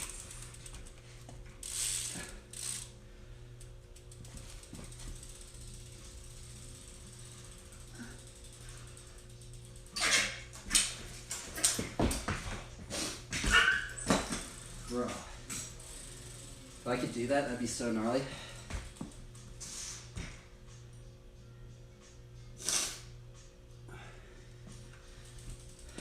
Well, it's like this hop. I have to like, because I start off like this. I have to hop. I have to hop. I have to do this. Boom.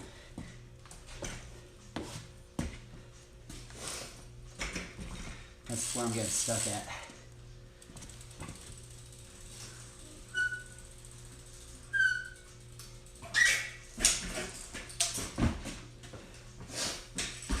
Ah, that'd be cool.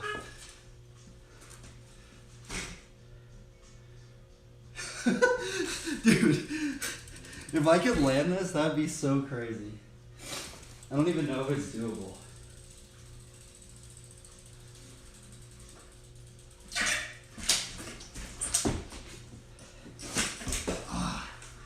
I know it's doable.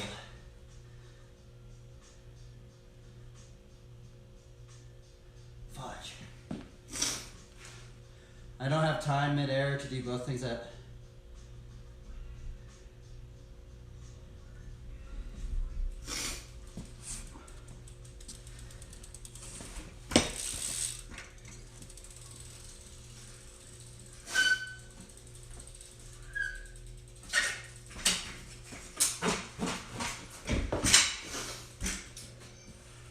Alright, blow my nose.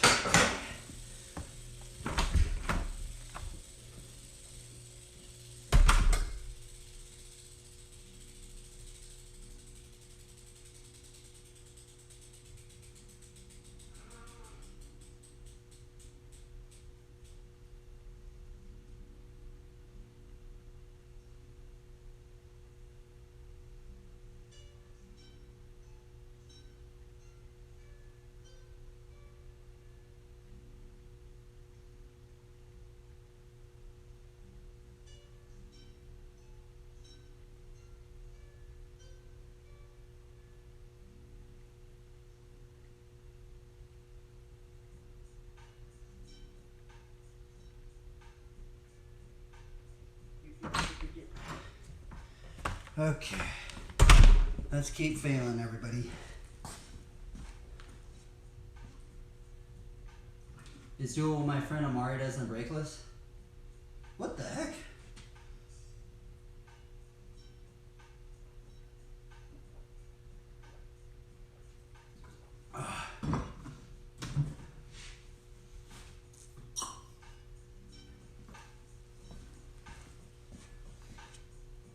I need to like figure it out. Let's do some funky chicken tail ups.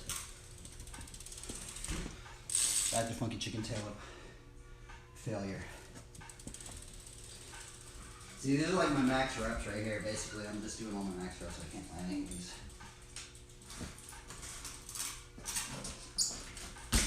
Nope.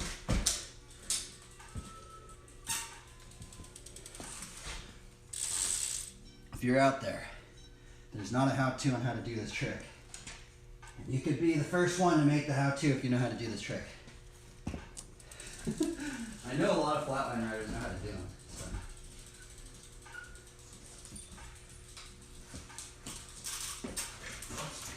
This is bad. Fucking chickens.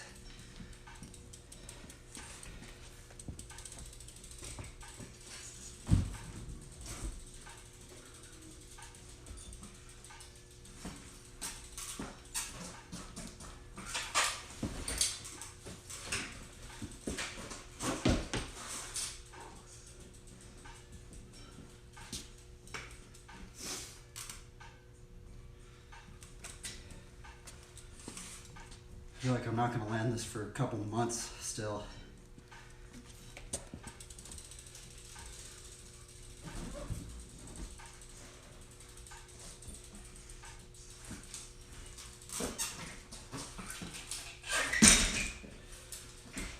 That is a hard tail up.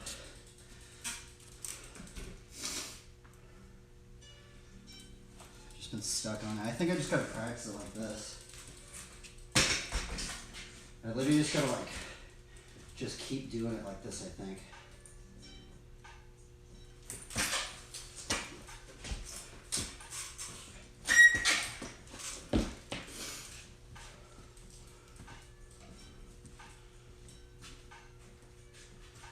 thousands of reps like this.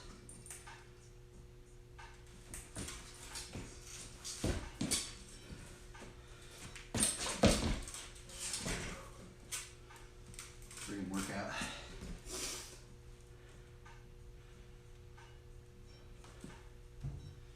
It is a workout, kind of. Let's see if we could do something over. I'm trying to do things that I'm not good at, right? But I guess it is fun to do stuff that I already know how to do. Oops.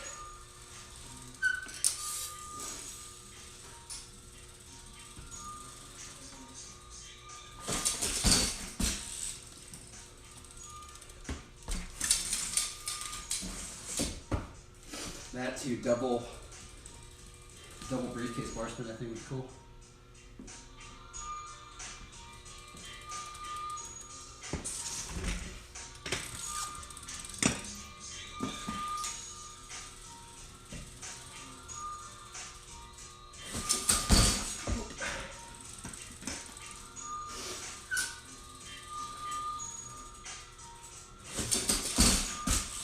That was sketchy.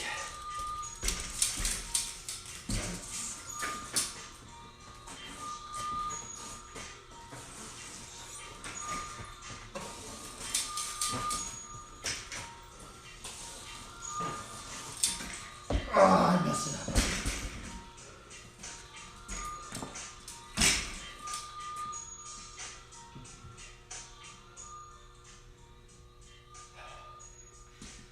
Justin Miller.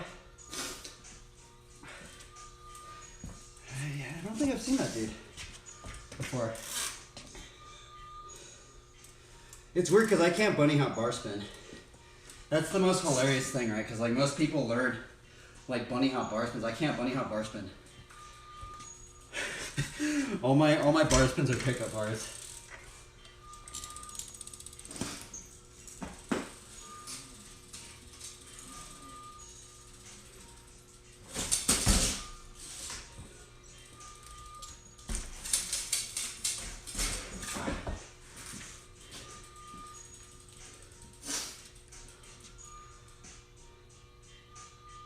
Yeah, slider bar to lard yard.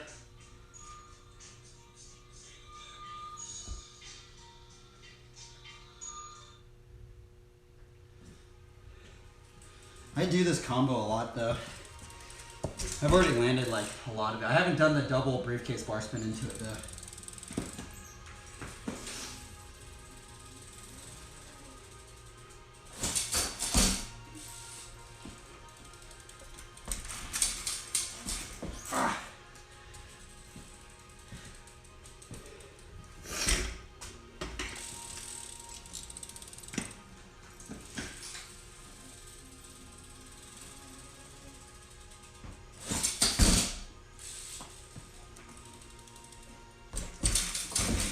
Messing up the slider.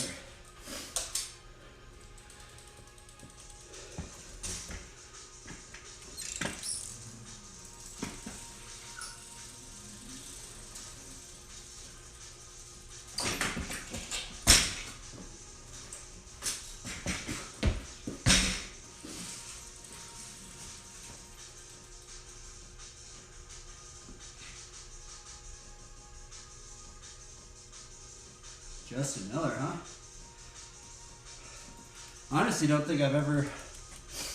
I'm gonna be real. I don't think I've heard of that dude. I've probably seen that guy. That guy's riding though. I just don't really remember his name. I hate to say it. Yeah.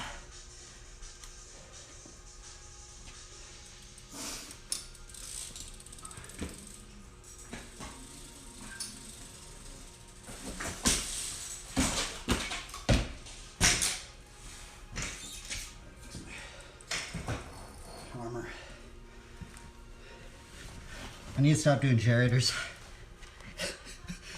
All the tricks I ever do are just generators. I need to learn something else.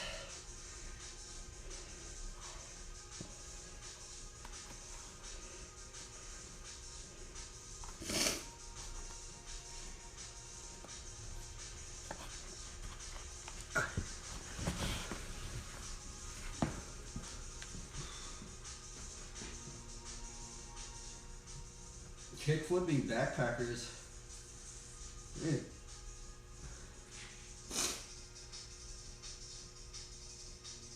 That sounds crazy.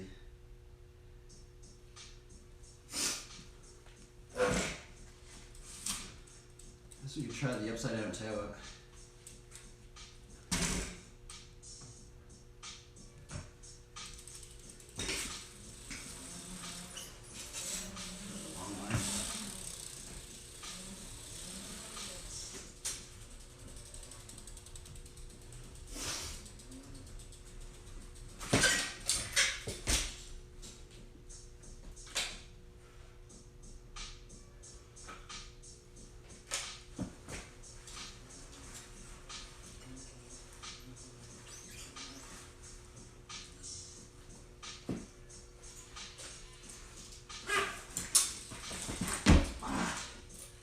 Always gets me.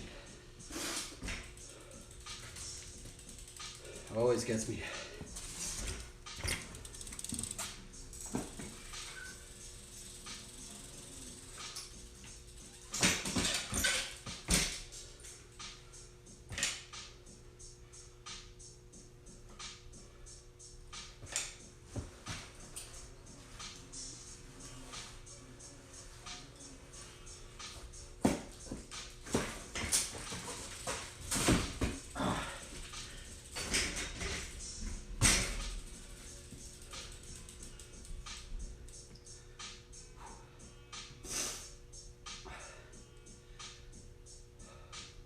To put in perspective, Moto Sasaki hit it once in a contest, and that was a time after. So yeah, that dude, man, what is? I don't even know what a kickflip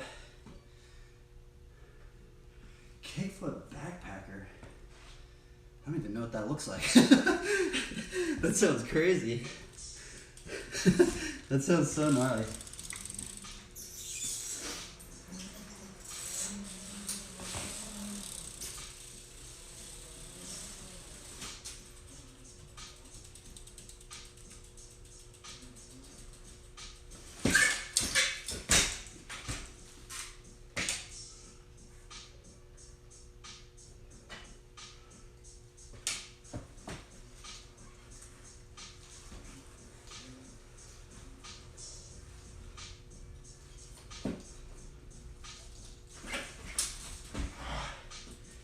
That always gets me. The darn swivel, dude. Like the swivel's different every time, right? And it just, I can't get into it consistently. Whereas this is consistent. It's not really.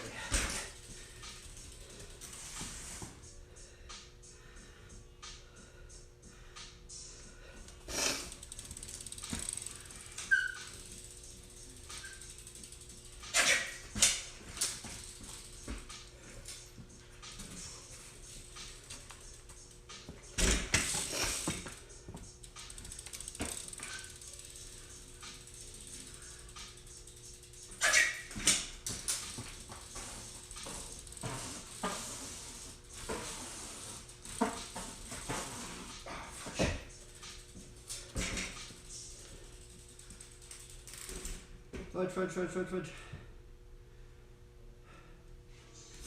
I want to do the upside down tail whip. That's what we're going for. I've only landed three of them.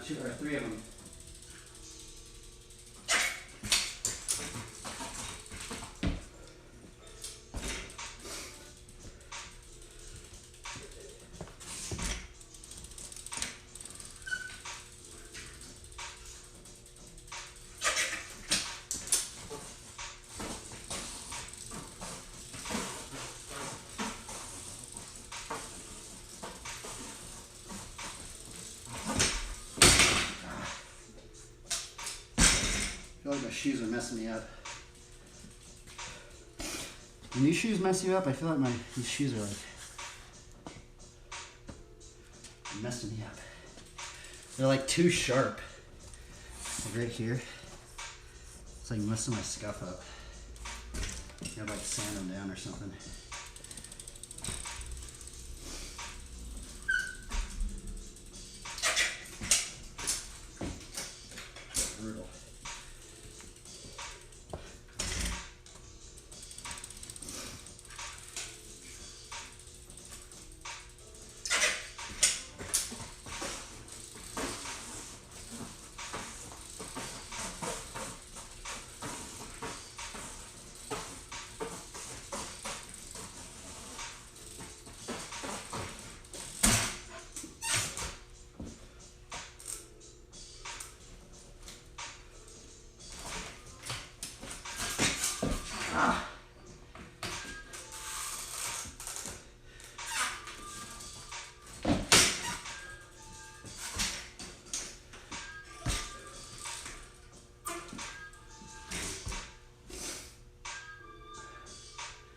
These are 9s.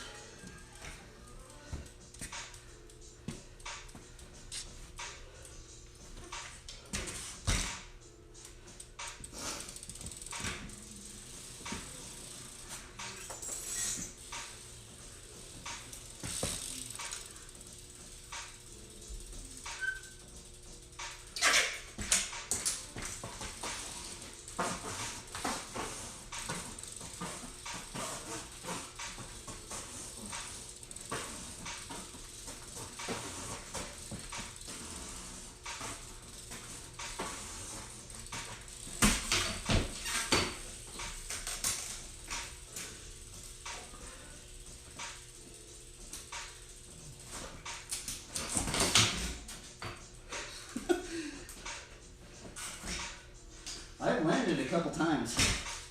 It's just super inconsistent.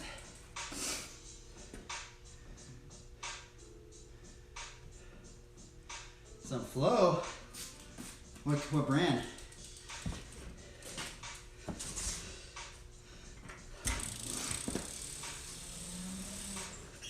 Did I do the one way?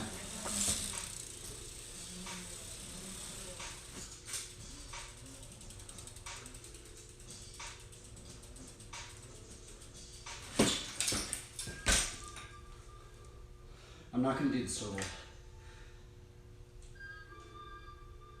I'm going to just get into it. Kind of cheating, but... Oh, come on. It's brutal.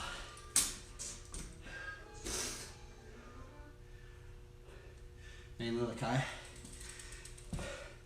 Maybe. I generally rock like one shoe. I'll like rock them until they like fall off. Because what I do normally is I use this shoe. Do you use this stuff?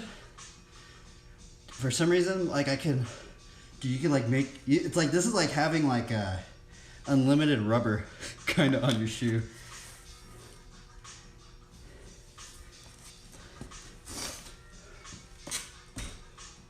What was I doing?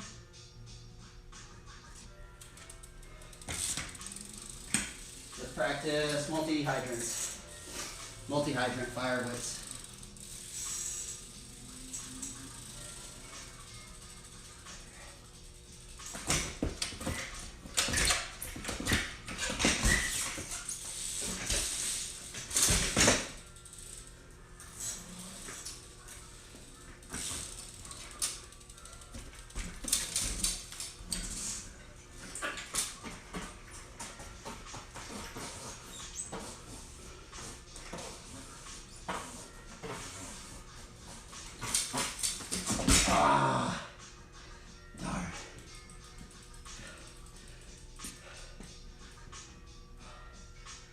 Fudge.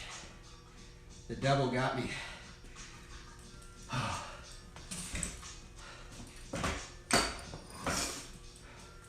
wonder what all the flatland riders are doing right now. Dude, how crazy would it be if like there's just a bunch of flatland riders just streaming? That'd be so crazy, huh? Like you could view in to see what they were doing. I honestly feel like that would help out a lot of riders. Especially if there was some riders like starting out, right? You like give them tips, right? Rocking Lacoste sneakers right now, and they're solid. Yeah, I generally go to, there's a pay for less. For a while, I was actually getting my shoes at the skate park. Because like sometimes, well, in Long Beach anyway. Because like there's so many pros in Long Beach that they just like give out their old shoes away. I'm honestly surprised there's not more like fitness people on the Twitch section.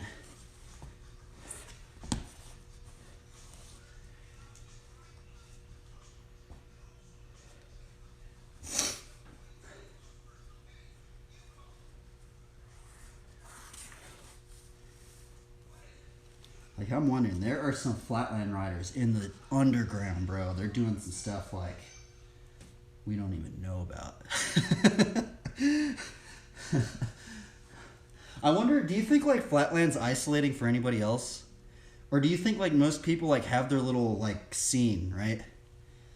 Because right now where I'm at, it's like, dude, flatland is just barren. Like, it's like isolating. But that's why I started streaming, so.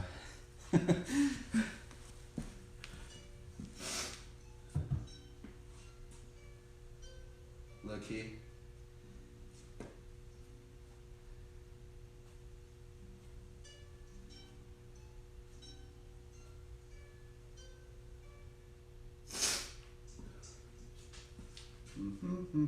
That's like hot.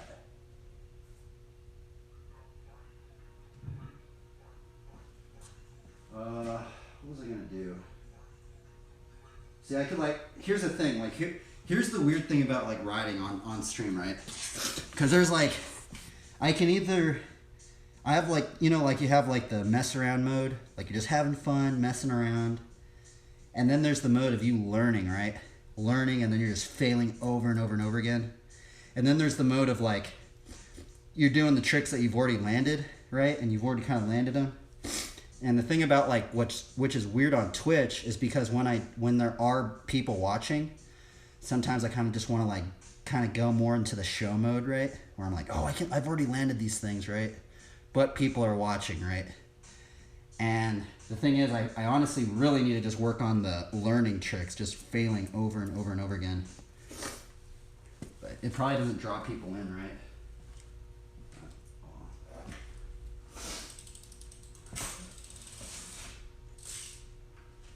Let's try this trick again. This trick actually tires me out. Like, I can only do it for a little bit until I get tired.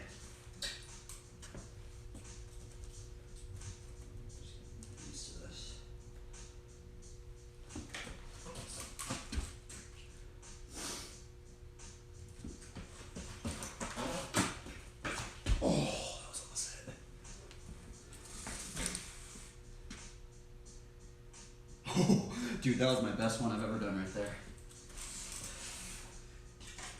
I feel like you kind of have to like lean it down like this. You kind of like, I feel like that's the angle right there.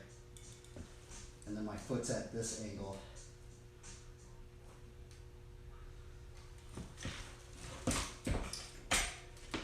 The thing is, this moves a lot, so.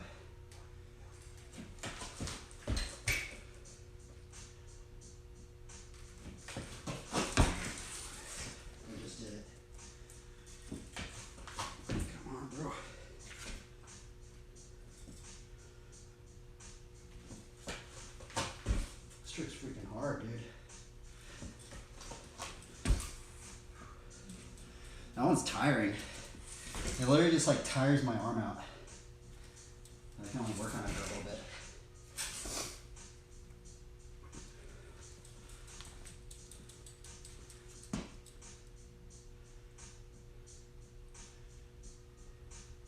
Used to ride an 18.8. I miss, honestly, yeah. I mean, maybe in the future, it would be cool to like try a bunch of different geometry out. Because that's the one thing, like I was really about that, right? Like I was really about like trying out all the different geometries. That's why I got like that flat frame, the flat bars, right? But then like I started like thinking all these things, like just do I need that geometry to do that trick and stuff? If anything, it's probably just the forks. Forks are probably a big one. I think if I do go, I'm probably gonna go one level down. Because I think these are 32. I think 32 is the normal one, right? I'm gonna go one step. I think I'm gonna go 28. Because I don't think I'm gonna go to the 10 or like 18 or something. I think that's just too much because I ride other stuff, right? So I think maybe that one other degree. But yeah, I don't know.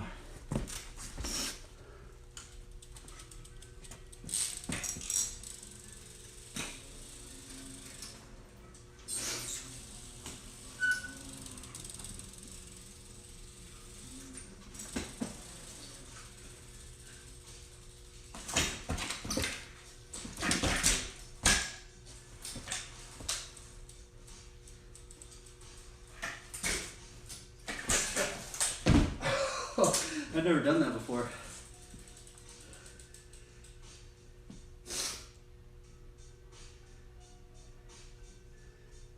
For longer pegs and longer pegs.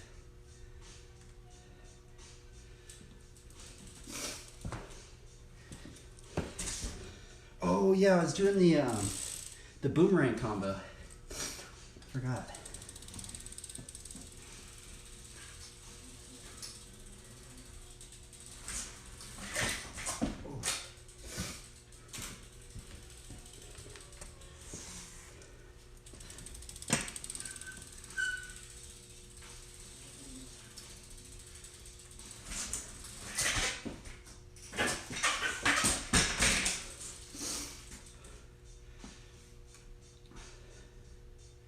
And a free coaster.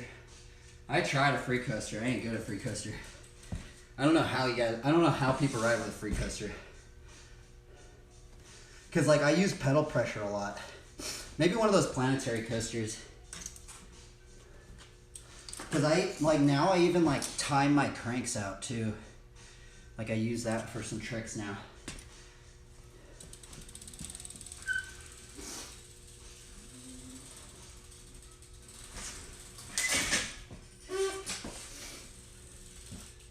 See if I can land one of these. I gotta snap it into place.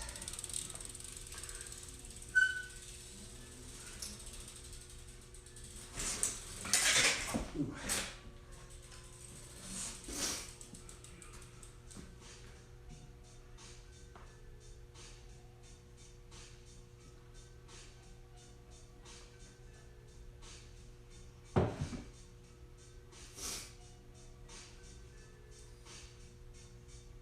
Yeah, with barely any slack. Maybe if I tried one of those planetary coasters. A couple of my friends have those planetary coasters where it has that pressure, right? Like a cassette. Those seem pretty cool. Seems like a lot of riders are using those now.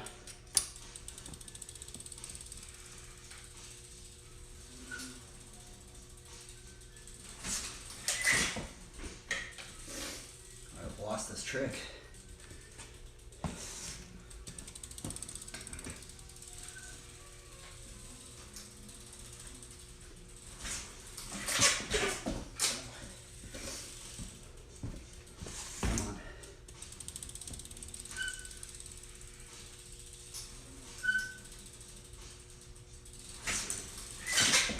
Dude, I can't even do this anymore. It's weird. I'm messing up the timing. Come on.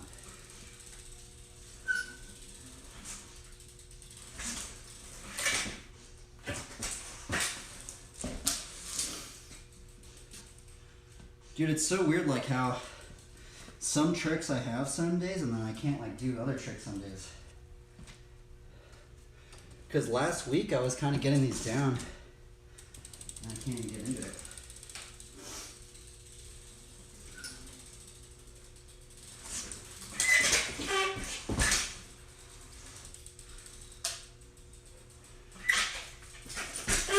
Oh, that was so close.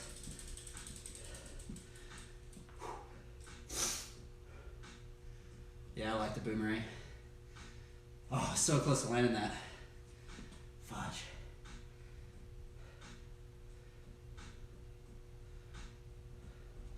That one looks so easy, but it's so hard. That combo I just did right there, it just looks so, it almost kind of just looks lame. But how hard it is like, man, that is a hard combo to do. I've actually only landed it one time, so. But like when I looked at it, it just doesn't look that crazy. For how hard it is, right?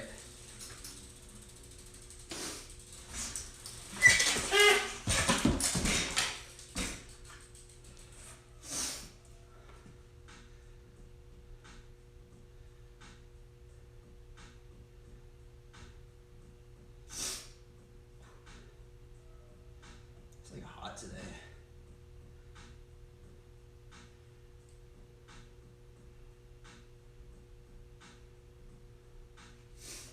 See, there's like one where you can do like a double boomerang from that.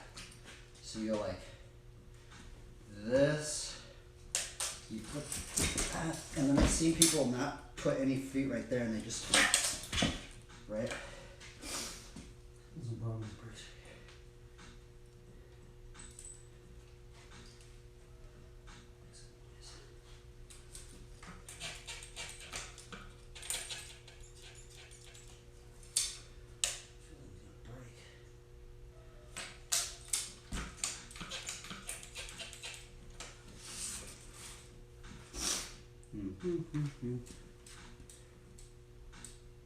Yeah, flatland is fun. It is fun and very challenging. Where's that tool at? What's this?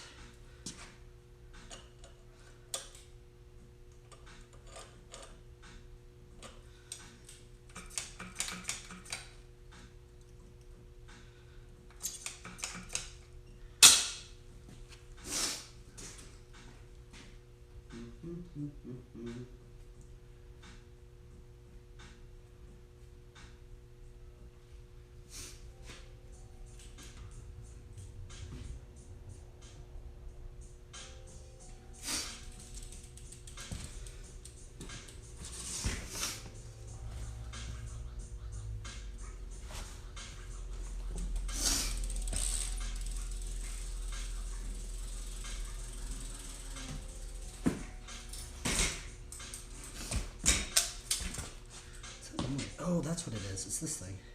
I was like, what is that noise? It's that thing hitting my frame.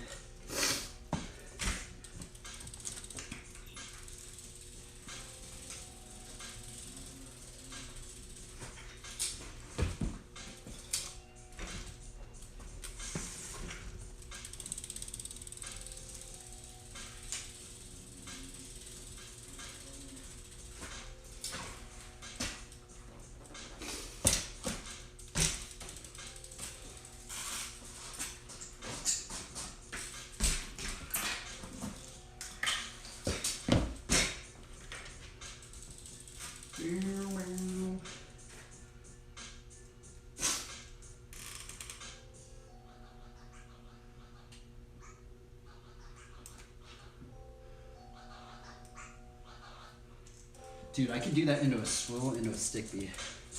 That could actually probably be my biggest combo if I put it all together.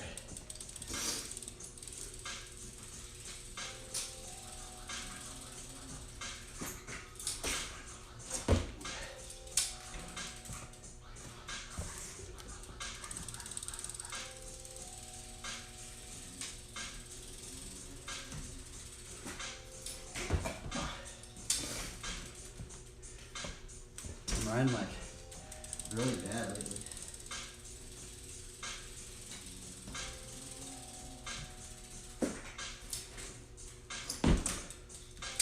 Okay. Like all my tricks seem off today. What's these shoes?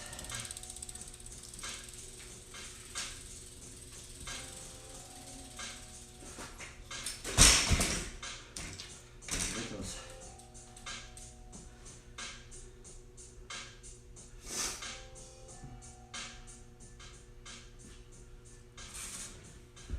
We need some happy music. Put on some reggae. Oops. Happy music.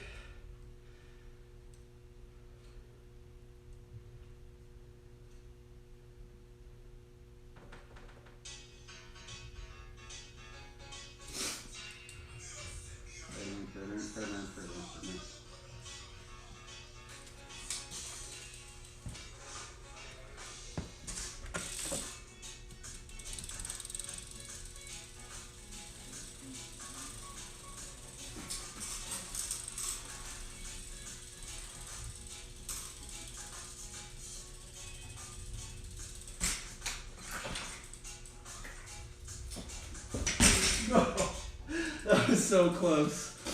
But oh my goodness, I was so close to landing it.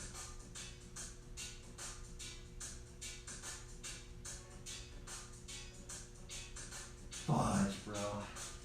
That was such a good one.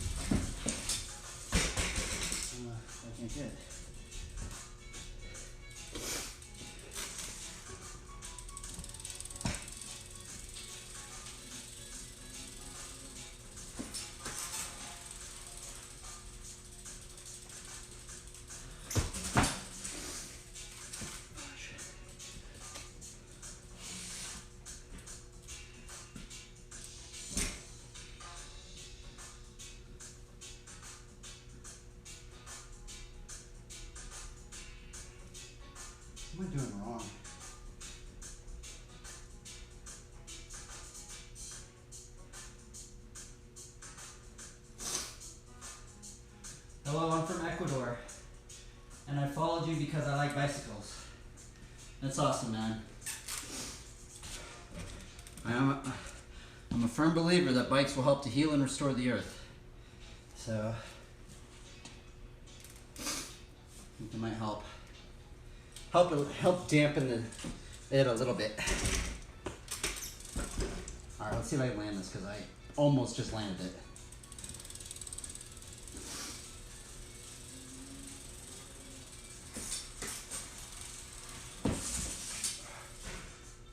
Man, this trick is so weird. I feel like every time I do it, it's different.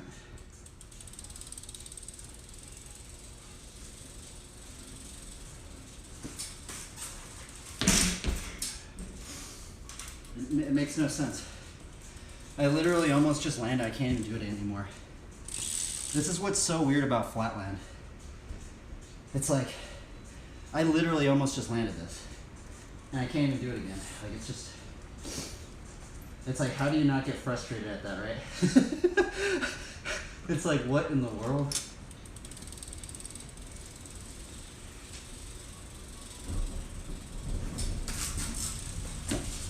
Okay, I'm giving up.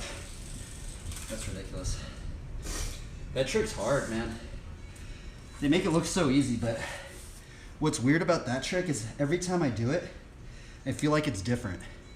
I don't know why. Like, it's just like I'm taking like a different carve, or like I'm whipping it too fast, or I'm not whipping it enough, or I'm not leaning it enough, or I'm not pumping it, or I just lose speed.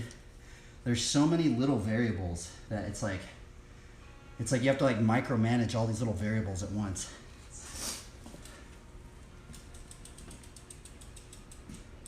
I find it incredible how good you are at doing tricks.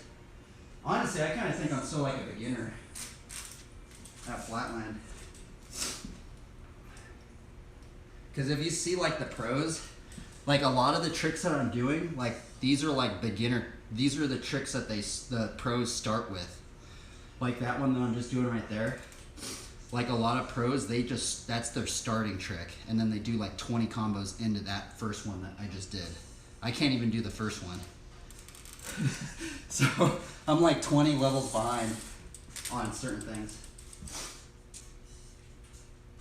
How long have I been riding a bike? Probably since I was like 4 years old. Probably since I was 4. Let's see here. What am I gonna do now? Huh.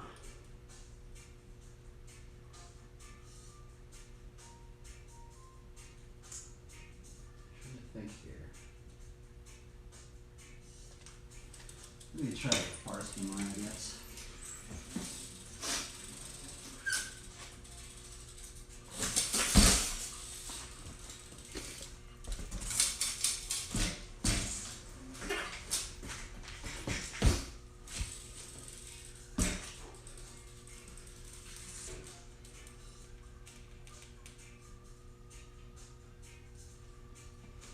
Hey, I guess with some tricks, right?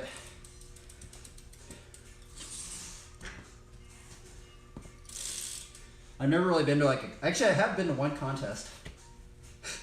It was the contest with Chris Bowman, Long Beach. I didn't ride it, I just watched. Ahmed won. Ahmed Johnson won that contest.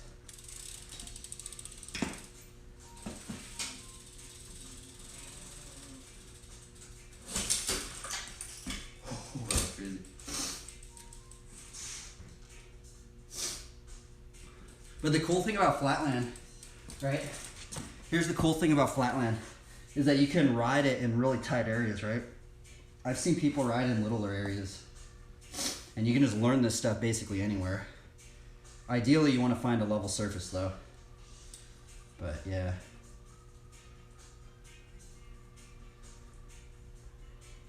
That's the weird thing about flatland, right? Like there's just obscure places. There's that one German dude, or I think he's from Germany, or he might actually be from France. But there's this kid that lives out on the farm, and he's just super good at flatland, dude. And like if you see his riding spot, he only has like 10 feet. Like it's like 10 feet by like 10 feet. And he just shreds it, bro. You probably know who I'm talking about. He's like 17 years old.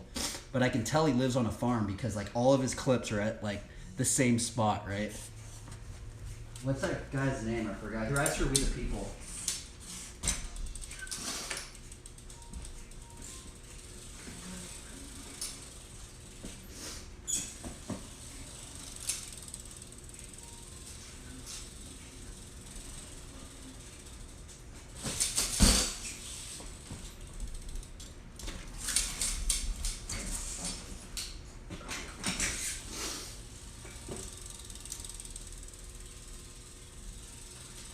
I'm gonna just switch it up with a bunch of tricks. So I'm not doing the same thing over and over again.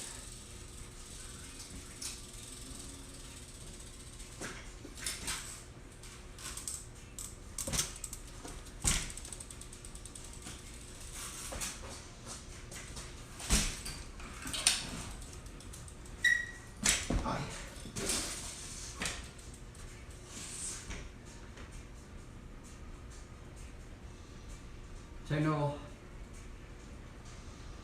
I know, dude. Ahmed is so gnarly, bro. How in the world do you do death trucks? He'll just do like a death truck, and he'll just like go over like this. Just like, he's just like this, just like. Bro, that is so crazy. I don't even think I'm tall enough to do a death truck. He's just like, it's crazy. And it's crazy because he'll just do like a peg wheelie too. He'll just do like a peg wheelie and then just like go into it. And then just like ride like that. It's crazy. That's what he did. That's what won him the contest.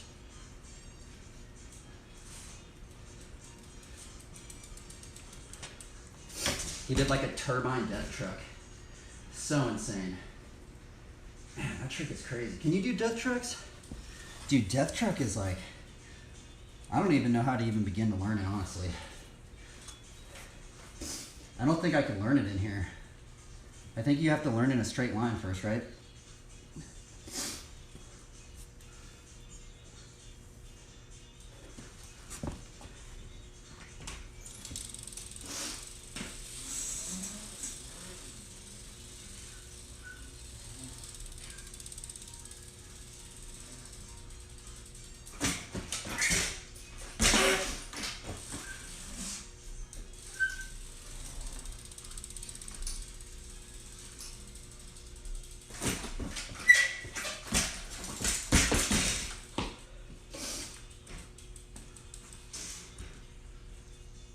I don't do death trucks or cliffhangers. I don't really like those tricks.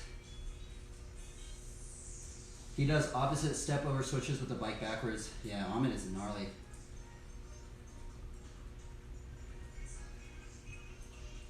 Yeah, actually the cliffhanger was one of the tricks that got me into flatland too.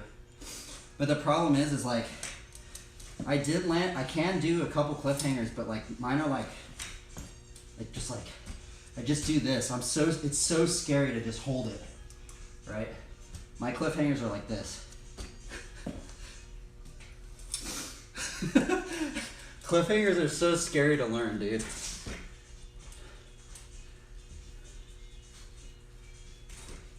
They're scary.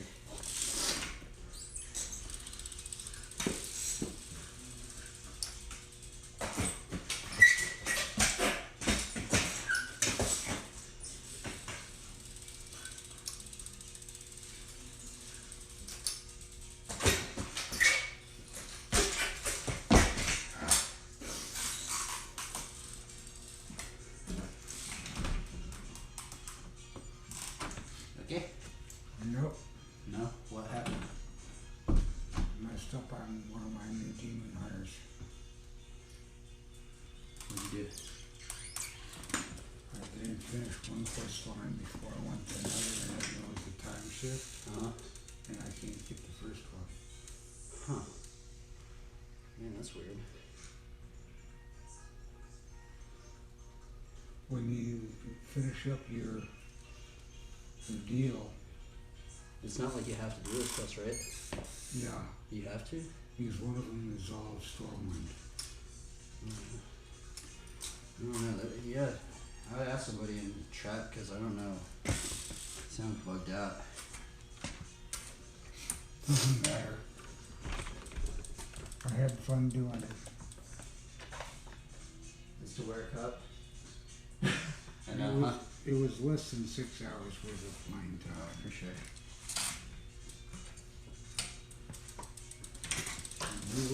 He was a 24.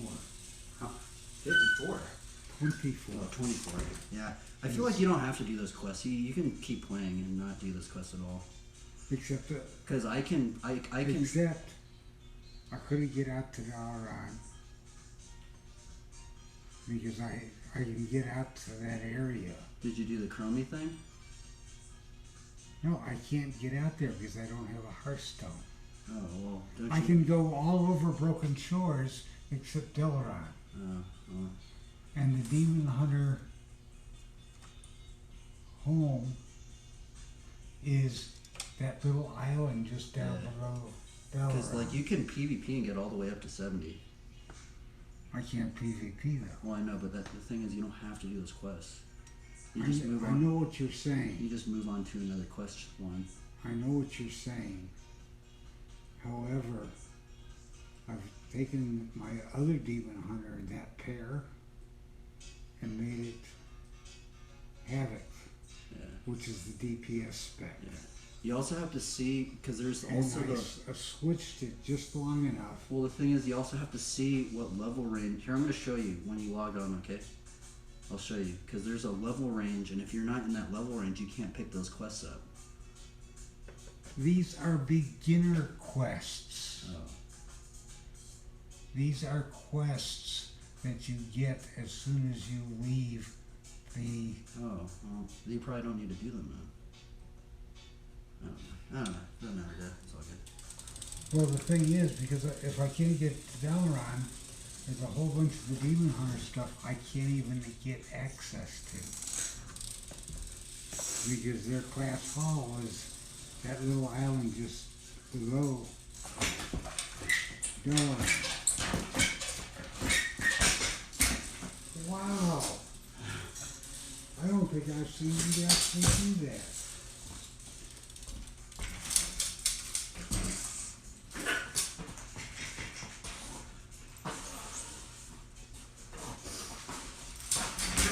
I almost did it. Fudge.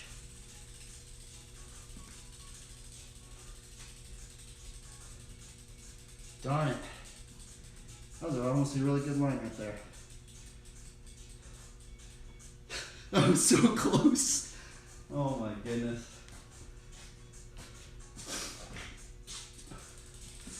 Dude, the fire whips are weird. It's like when I don't try to do the fire whips, I end up doing them. But then when I try to do the fire whips, it's like I don't do them. It's like I think you just gotta be like chill. You gotta be like super like relaxed in the fire whip. Because I feel like once you start tensing up, it just makes it harder. Let's see if I can do it again.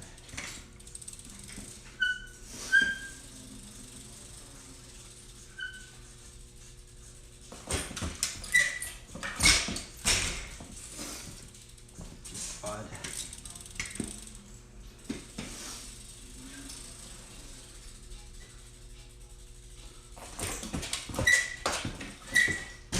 Weird.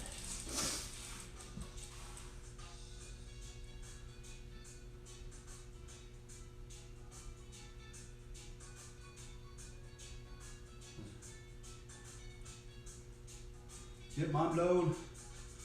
Are you a true Christian? I mean, I really don't know what a true Christian would be, honestly. You need some help, bro? What do you need help with? Par exo? We do have God's word right here. The Bible study we did today was to be bold as lions. All right. Bold as lions. Man, this Bible has been with me through so many crazy things. Doot, doot, doot, doot, doot. Doot, doot, doot, doot, doot.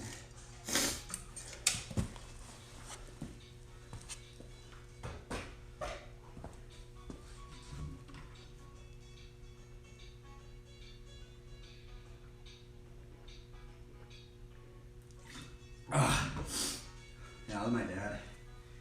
And my pops.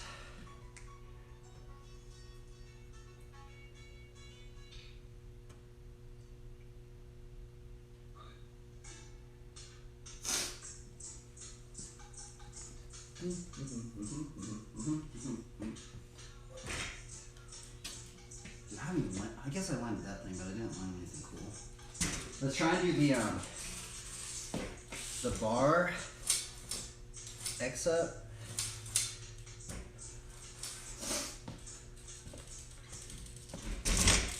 I always end up giving up on this line.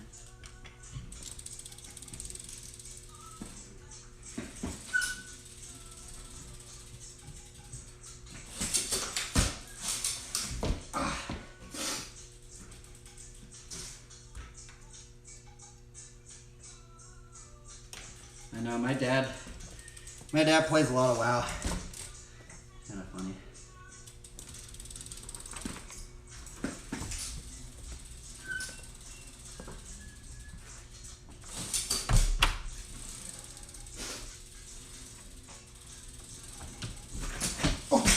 Almost ran into that. Oh, Toledo.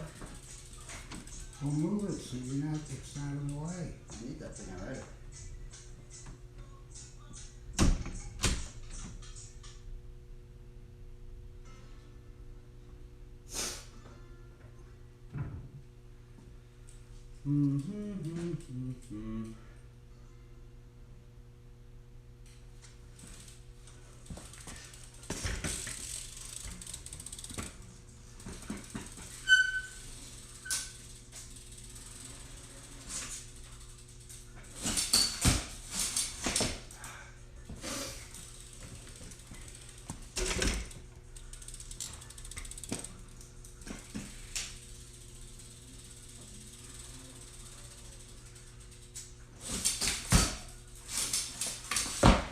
So close.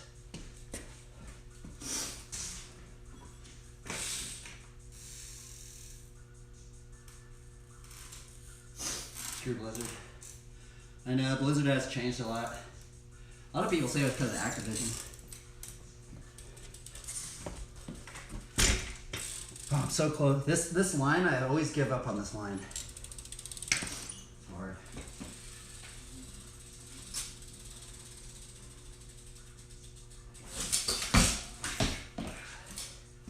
Like, it's so hard, like, doing it and then getting that right bar spin out of it.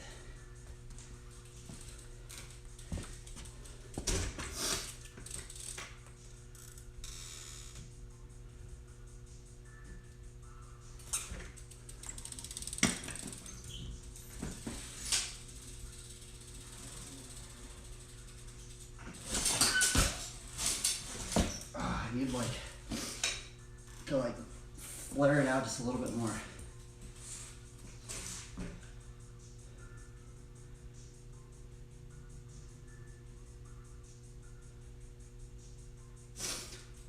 I know a lot of people play Blizzard games. I still play WoW every now and then.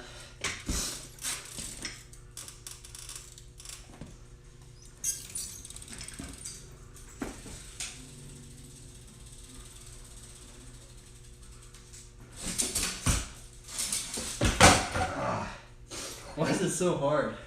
I'm so bad at it.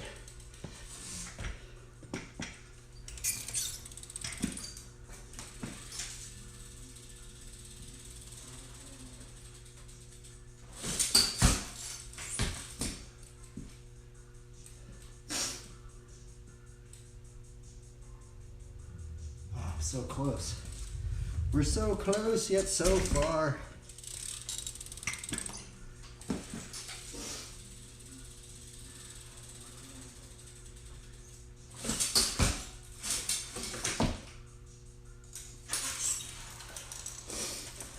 Always give up on this one.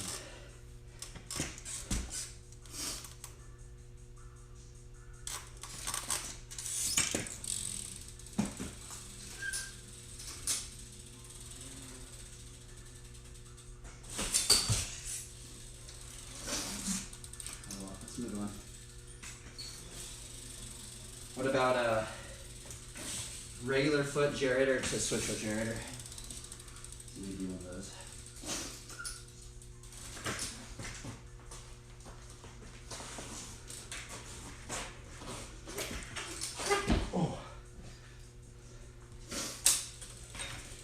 I end up just giving up on so many tricks. Are you like the...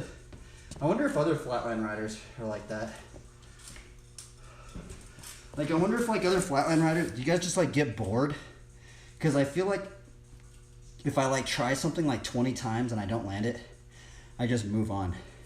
I'm like, I can't, like, stick to... I feel like I get worse at it if I just keep trying it over and over and over again. I feel like I have to, like... I, like, try a trick that I'm not good at for maybe like 20 attempts. I don't land it, I move on to something else. And then I just cycle through all these like tricks that I'm trying to learn.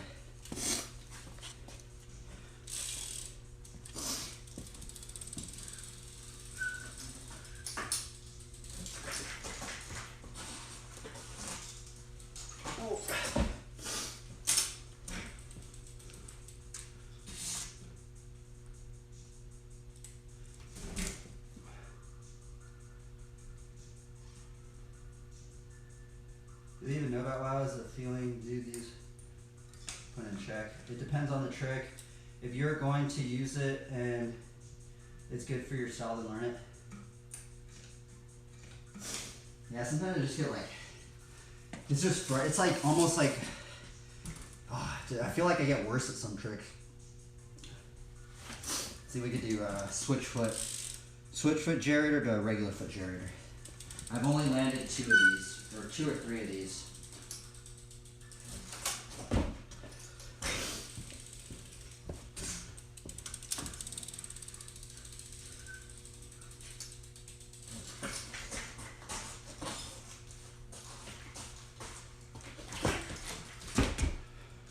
I feel like you would really benefit from learning this one, because there's a lot of combos you could put into that one.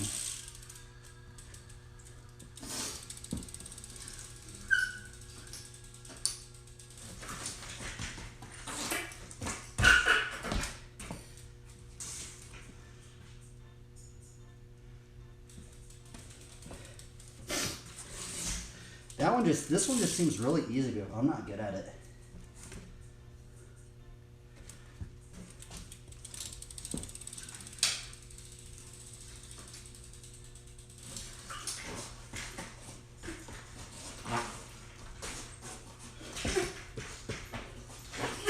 Oh, that was almost it.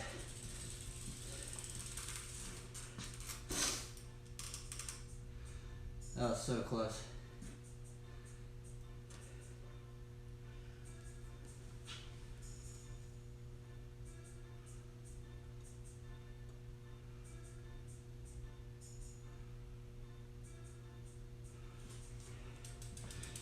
I feel like you could put that in the front of your combo. Like your double duck combo that you do.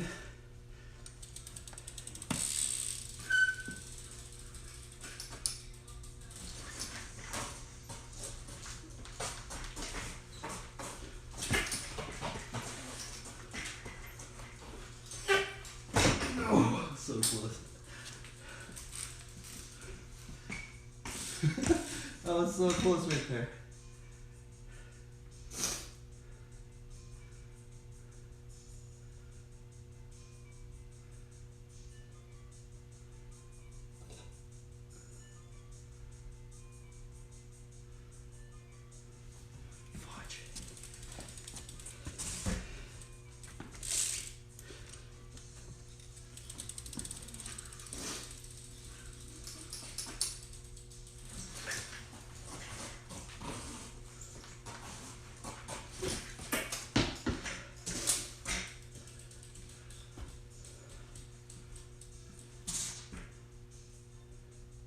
I can't do a double duck.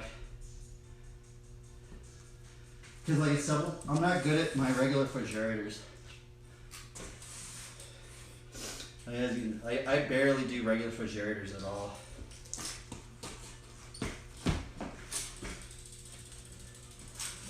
Because if I were to do a double duck, I need to learn how to do a gyrator better.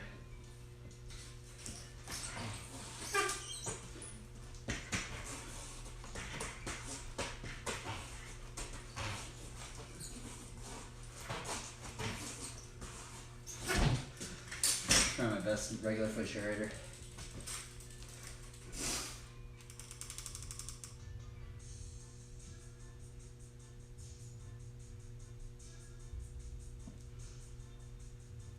Oh, you know what I should do? I should do like switch foot, regular foot to switch foot. That'd be cool.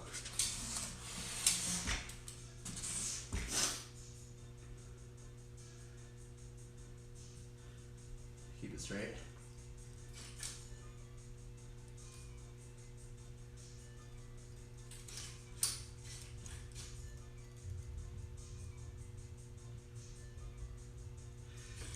I feel like that is a very big one. Because then I see people doing this one. That one.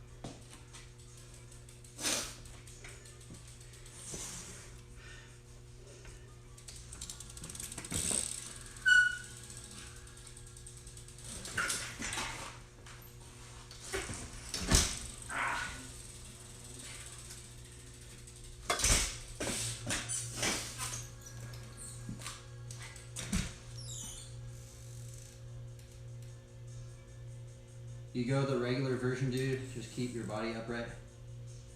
Yeah, I don't even really know what it looks like, honestly. I know it's like, what is this double deck? Is it like,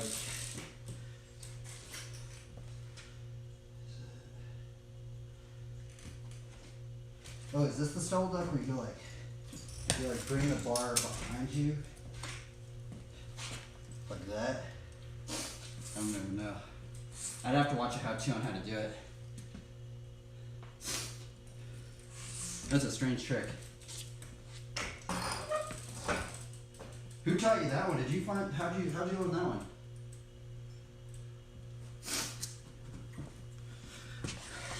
Does like Terry, do all those guys like, do you guys learn a lot of tricks from Terry? Does Terry teach you a lot of tricks? I mean, Terry has to influence you guys because it's crazy. I wonder what, it's so crazy you like ride with that dude. I can't even like imagine like.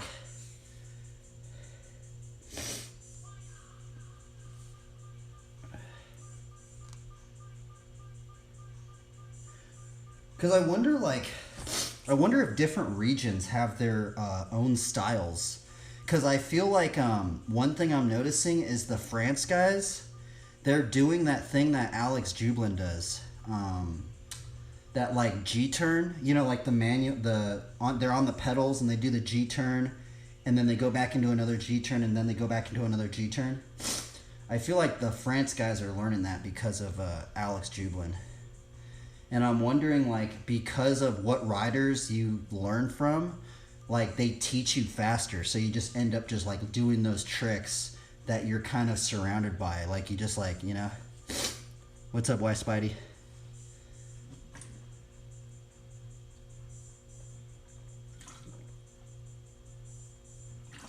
Because I know, like, in Long Beach, like, I know, like, Bo Wade in Long Beach and then Rich Slezak. I think I'm saying it's right. Whatever, I don't know his actual name. Slezak. I think it's Slezak. But I see both of them, and they're doing that backwards manual, right? And I feel like Rich taught Bo how to do that, or Bo taught Rich how to do that backwards manual, where they like, it's the pedal backwards manual, and they just go in a circle.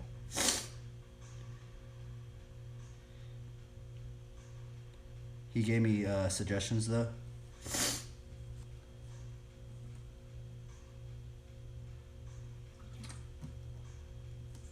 Well, that's the thing. I bet if you were riding with him, like, if, like, he was a part of your crew or whatever, right?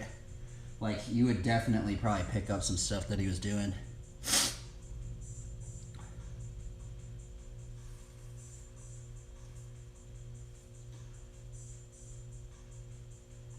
Honestly, I bet if I was riding with Ryan, he'd be teaching me more stuff about how to do the multiple whiplashes.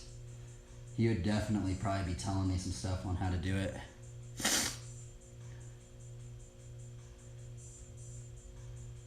I learned from Ryan that hang 5 2 steamroller And steamroller to hitchhiker door openers. I learned from Ben that jumping to the pedals was easier. Oh, interesting, huh? Yeah, Ryan did teach me a lot. Ryan did teach me that the one thing that Ryan taught me, I remember, he told me that it's better to flip over. Actually, I need to remember that. He said it's better to flip over than to like land on your back, right? I actually need to remember that more. Because ultimately, if you start flipping over more, that's where the balance point is at, right? And I feel like that's what helped me learn hang fives. The top tier pros don't share anything. I feel like they should share things, right? I feel like if they shared more, then that, like, there would be more people that would learn, right? And like maybe get more people into flatland, right? Because I mean, if you like ride with any of the other, like if you ride in the other aspects, right? Like they just teach everything.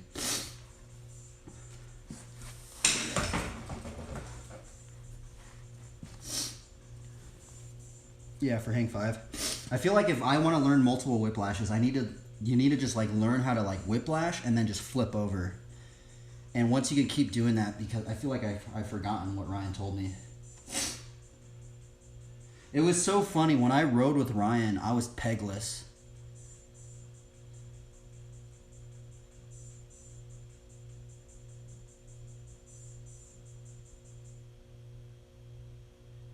Because they're scared. I feel like they need to get more. I think if people just shared more, they would get more people in the flatland, right? Because I still find it weird that there's not many how-tos, man. Like if you look up right now, like go on YouTube and you search up how to bar spin, right? There's probably like 70 how to bar spin videos, right? And because there's like 70 how to bar spin videos, a lot of people start learning it, right? And that's actually one of the biggest tricks now. A lot of people that ride BMX know how to bar spin.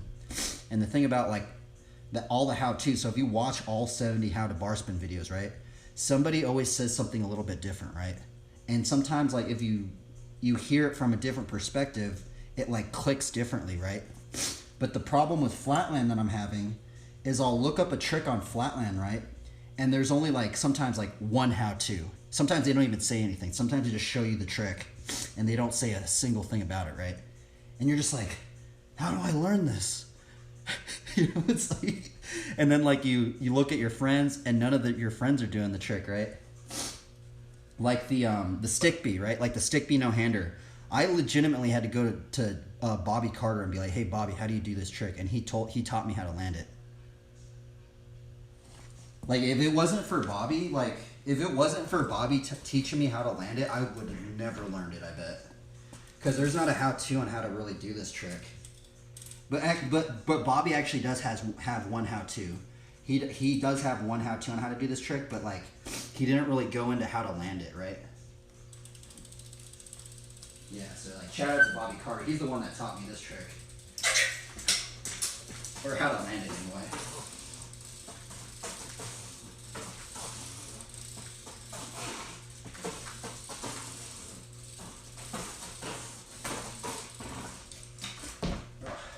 I'm still bad at landing it.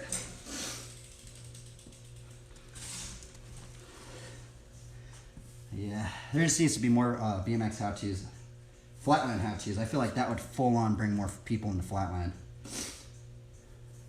If there was just more flatland content.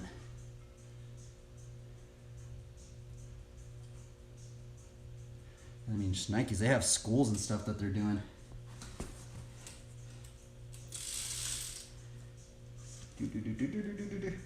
And also like the fire whip, there's not really a how-to on how to do the fire whip. What other tricks don't really have a how-to? This one doesn't have a how-to. Well, locomotive doesn't have a how-to. The backyard no-hander doesn't have a how-to. Or actually, I think it does have. Actually, the backyard does have a how-to, but it's a different ride-in. It's the regular ride-in. What other tricks? The multiple whiplash. There's some kind of how-tos on how to multiple whiplash, but it's very vague. Very vague on how to do the multiple whiplash. They always just kind of say like, just do it. And I'm just like, what in the world? because they always go into like doing a single whiplash, but then like doing the next whiplash is like so much. I feel like it's way different. Like I don't know. Speaking of locomotive, I haven't been practicing the locomotive today. So there needs to be more how-tos. I know I'd probably learn way faster. I would probably learn way faster if like there was more how-tos, I bet.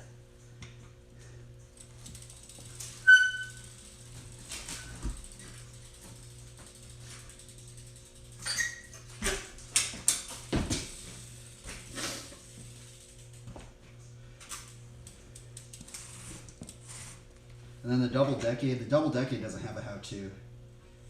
And also multiple boomerangs. Multiple boomerangs doesn't have a how-to. Dude, there's so many tricks without a how-to, and so many people do them, right? Oh yeah, this one doesn't have a how-to either. There's not a how-to on how to hang five, and then you do that like scuff thing, and then you do a hang five. I feel like that one's, I see a lot of flatlanders doing, there's not a how-to on how to do it.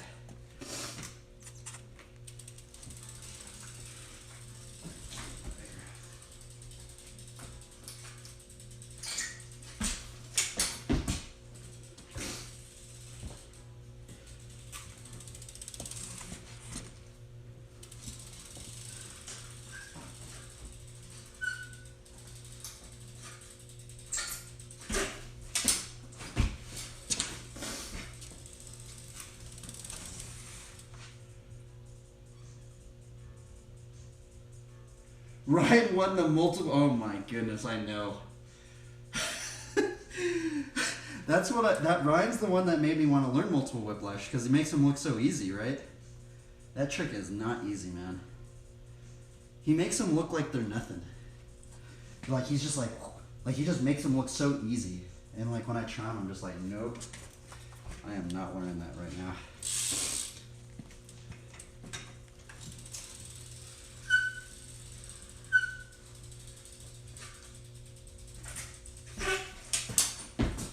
Camera right today.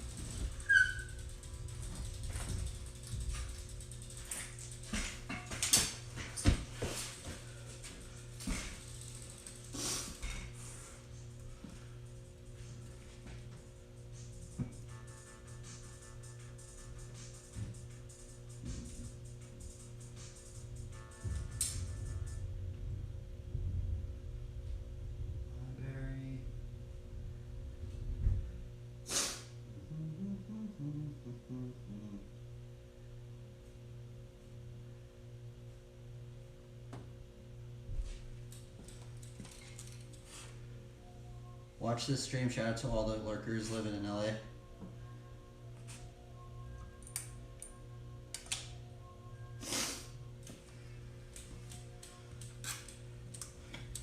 Long Beach is awesome.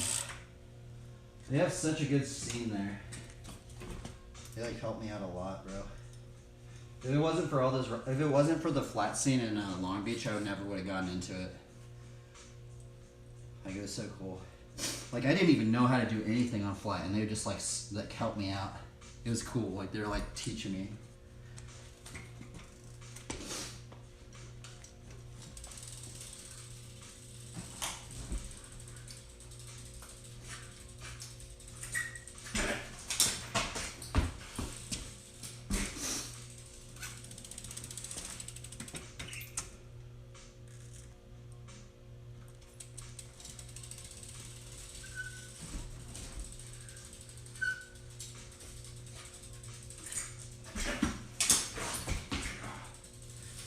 not my day for this trick. I feel like today's not my day for any of these tricks.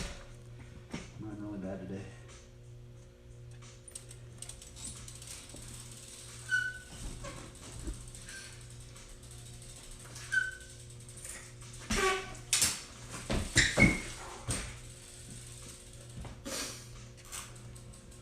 Or what about backyard no-hander? Locomotive is not working out today.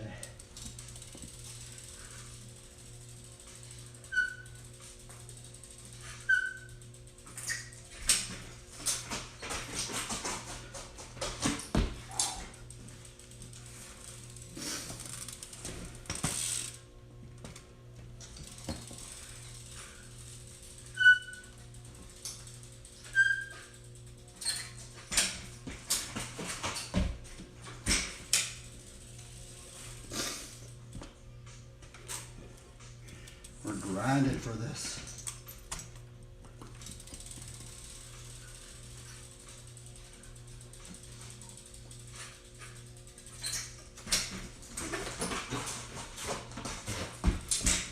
Oh, it's so hard to land. It's like just so awkward. Like putting my hands back on the tire and like landing it down on both of them. On the locomotive and this one.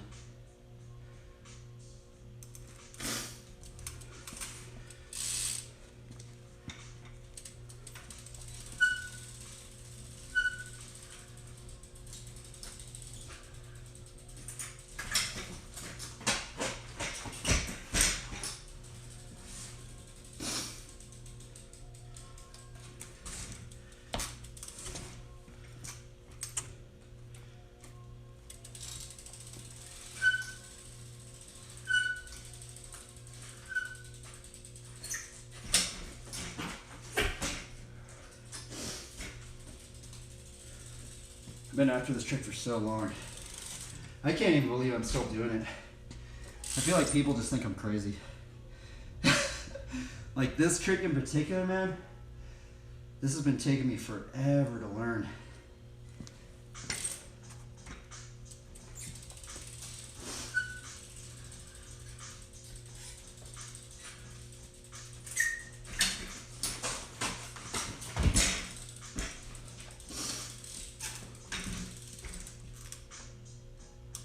It's Fat Tuesday.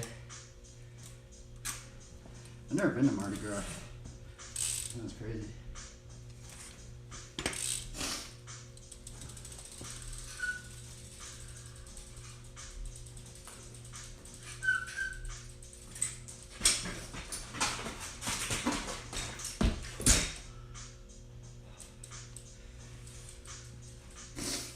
So close.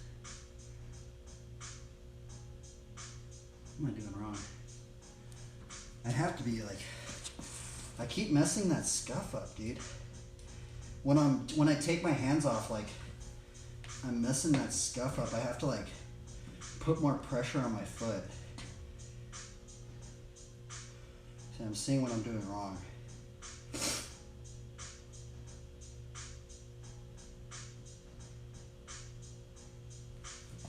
It's ridiculous. It's gnarly, bro. All right, let's go back to the locomotive. Right.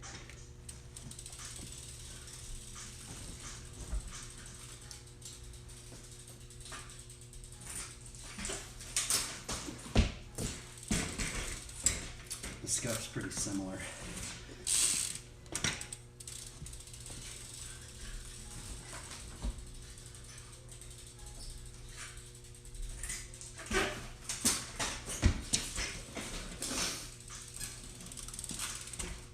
Tricks are hard. This is like my max rep range right now.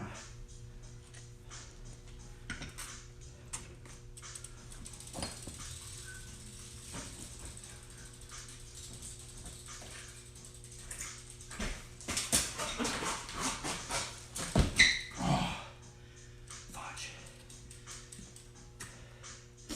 I'm so close, I think.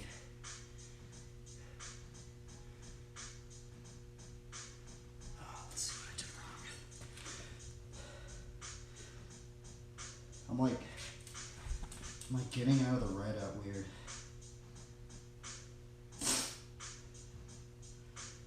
was so close.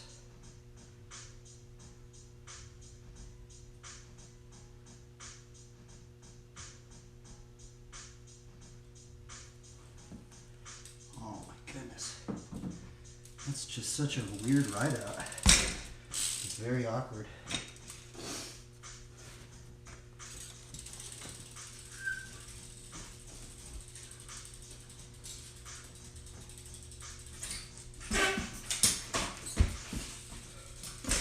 It almost just feels like this trick should not be even doable. This trick is crazy.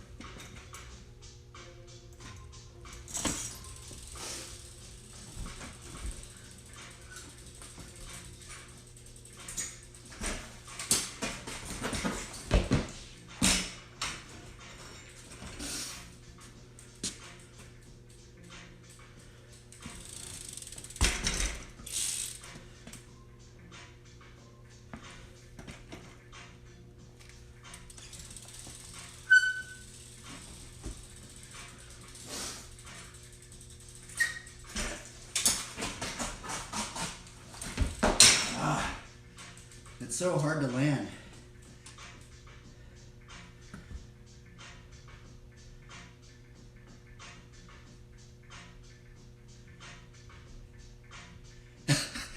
Oh my goodness. I think I gotta I'm like not confident putting my hands back behind the bar. I like keep hesitating. I'm like hesitating for like a couple seconds.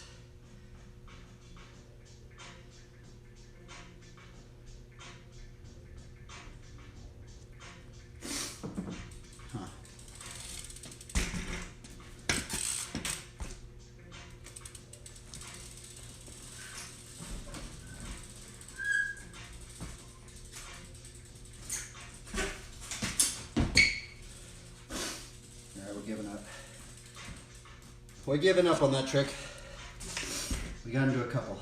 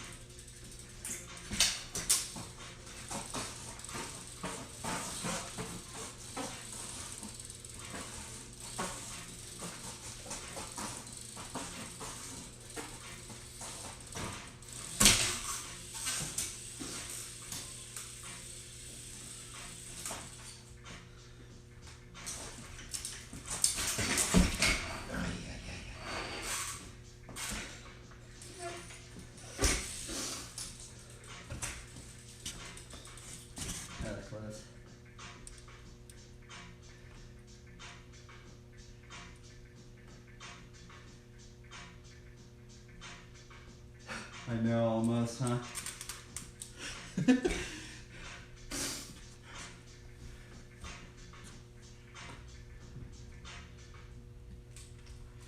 That one's fun. It's just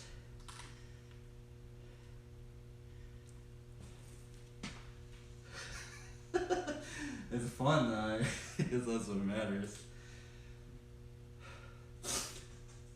I feel like I have to like just have fun, just not landing anything. I'd like to land all this stuff, but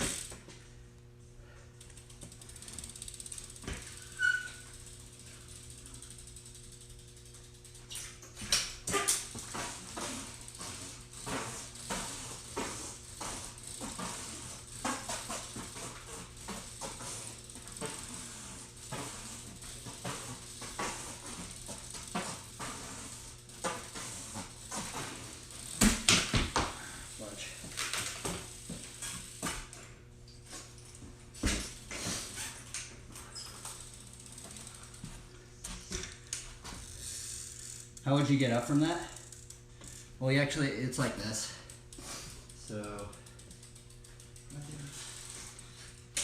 this. So then it's like this. I think it's like this, right? So you start off like this, and then you go.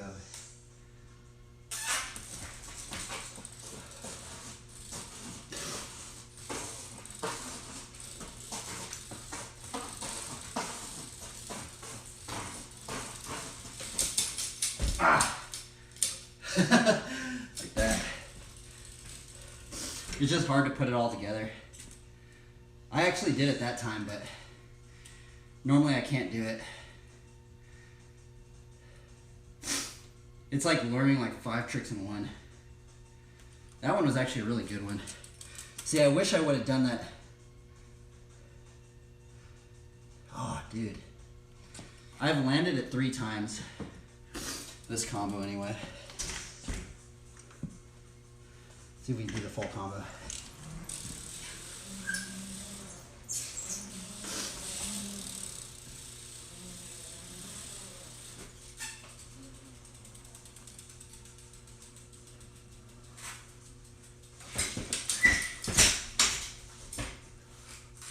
That was sketchy. I'm not going to do a swivel. We're just going to get into it.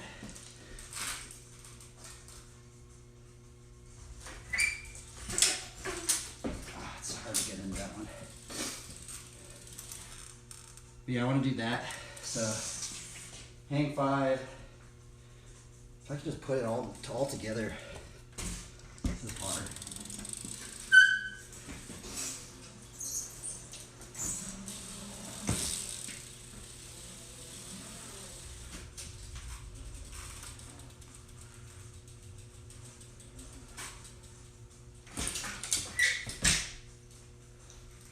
We'll do a swivel this time.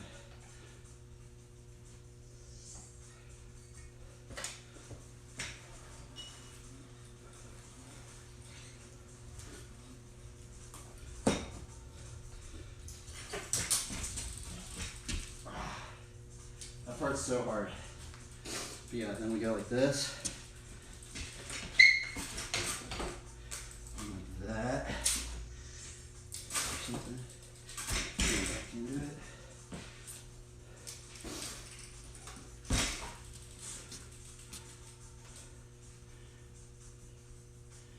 Yeah, master them individually. I know, I need to work on that more. Sometimes I just get bored. Like, I just get bored, like I just want to land the line, you know? But I can, like, speed it up, so instead of doing the hang 5, like, I'll get into it, right?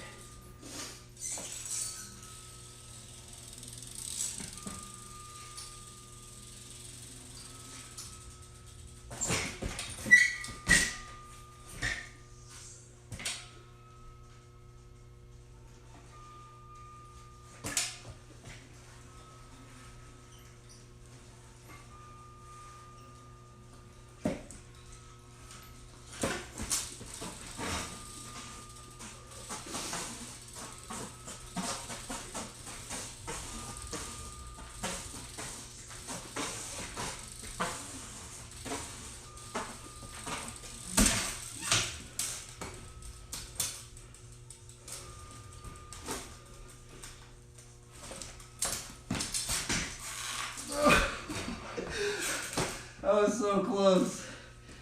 Fudge.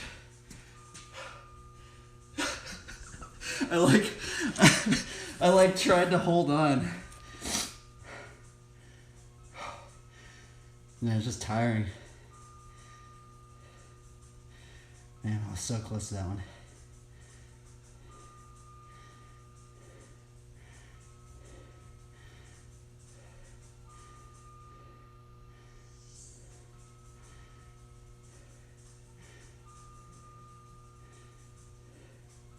Fudge. Oh well. That's fun.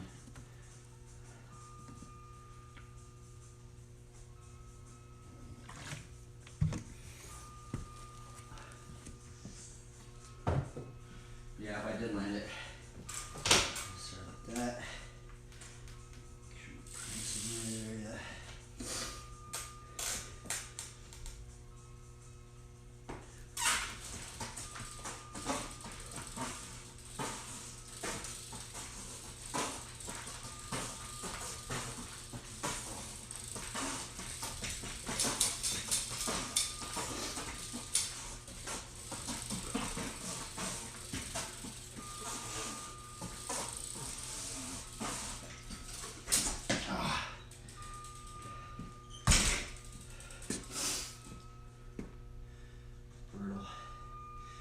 So that is the combo I want to do.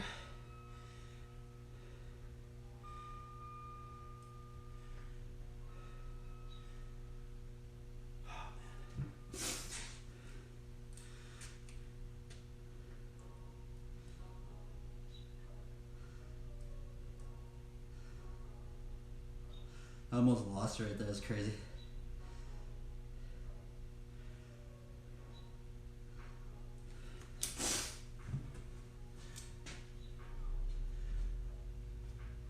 I feel like that would be like my contest run if I could do a contest run.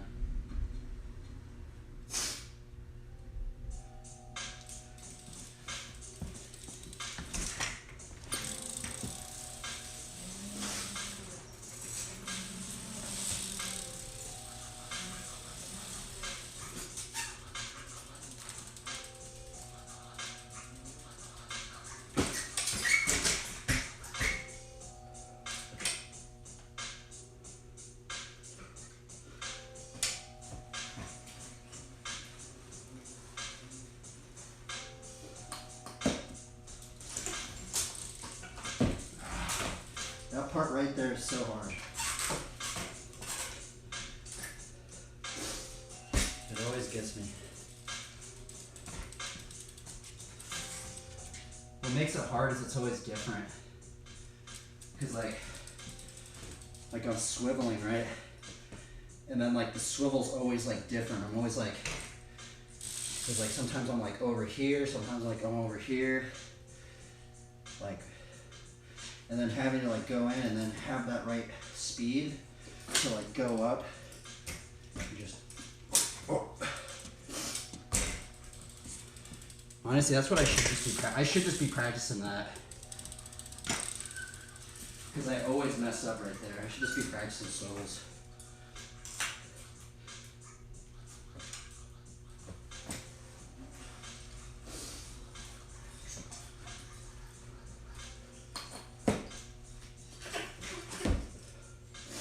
And you just be practicing that like over and over and over again.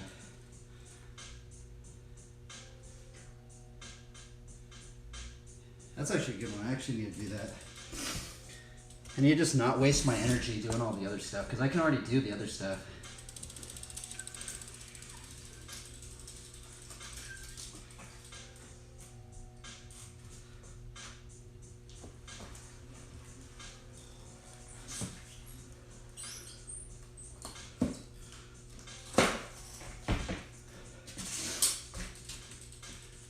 I feel like it's weird too because this swivel's always a different speed.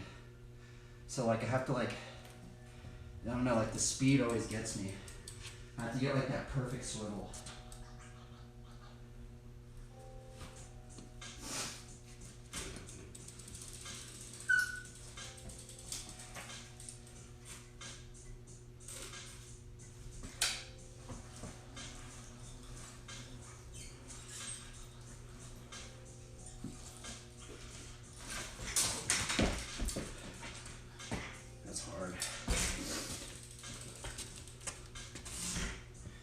You just gotta get that perfect swivel. That's all it is.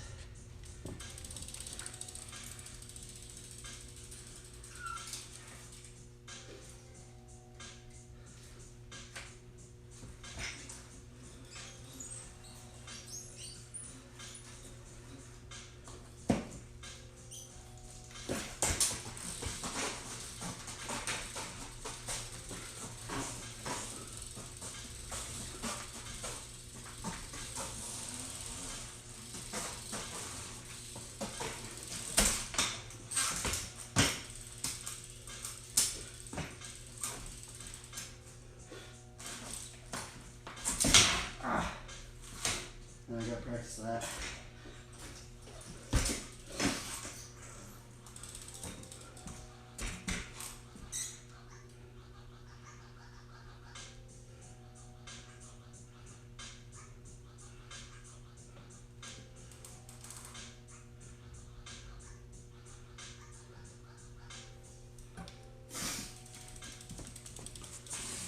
Sure, I'm gonna start putting that in my routine. I need to just learn the swivel to stick beat. That was a good idea. I'm glad you said that. I need to stop wasting my energy with the other stuff. Just learn the hard part.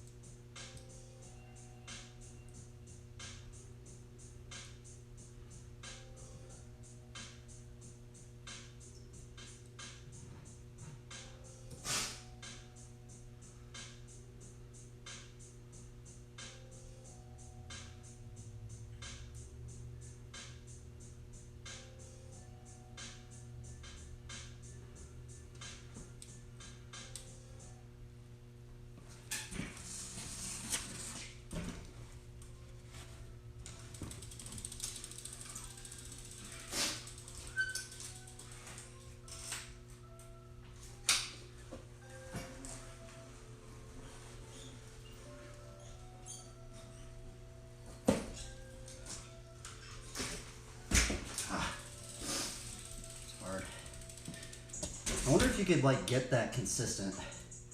It feels like one of those tricks like it wouldn't be consistent, but I don't know.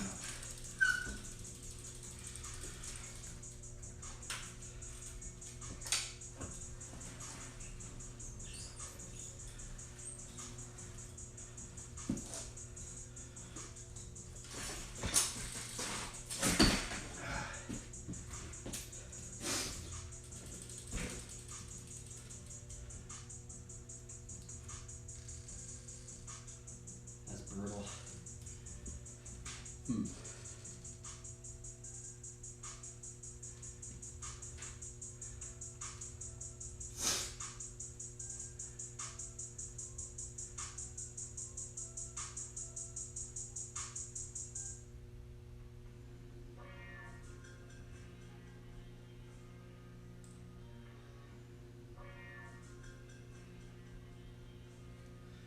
All right, we're moving on. That was just frustrating. It's frustrating because it's different every time. Like the speed is different. That's what makes it hard. Work on something a little easier.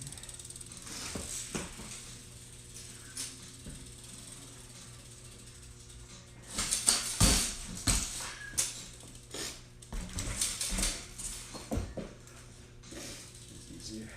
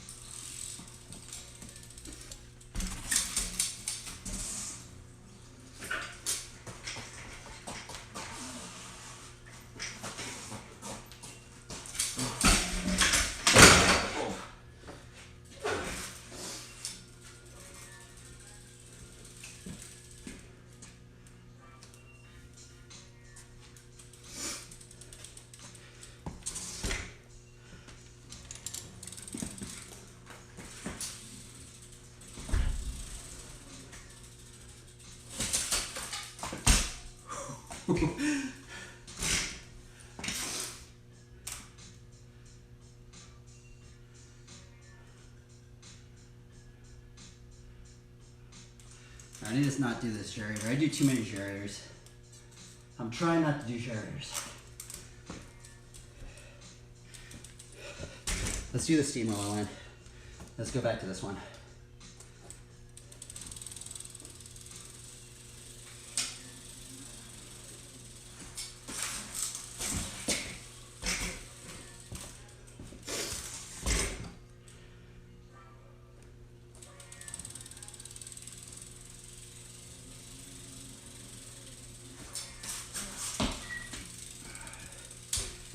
Flatland's brutal. It really is. Like, it's hard. It is hard.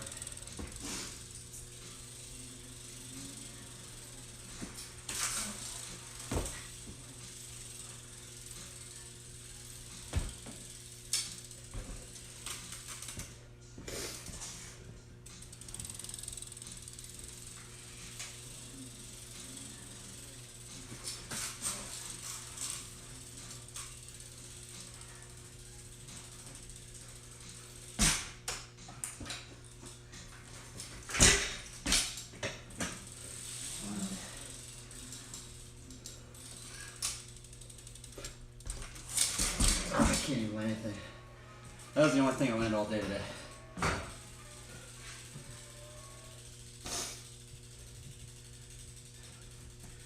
Yes. I finally landed one thing all day today.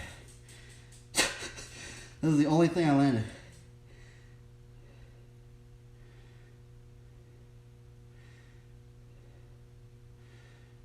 Huh. I wonder like what I could put into that. I know there's a lot of combos you could do with that one.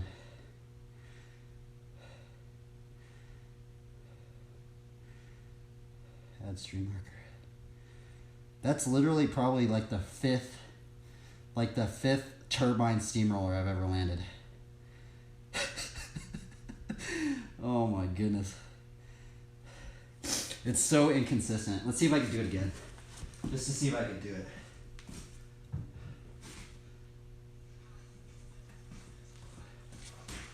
I wanted to see.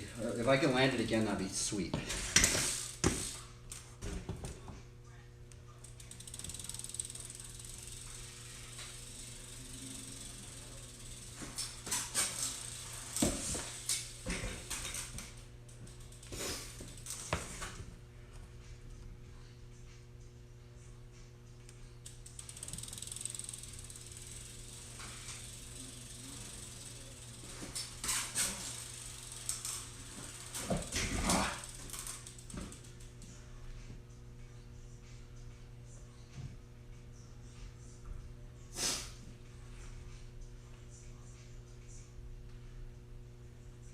You just gotta master that one.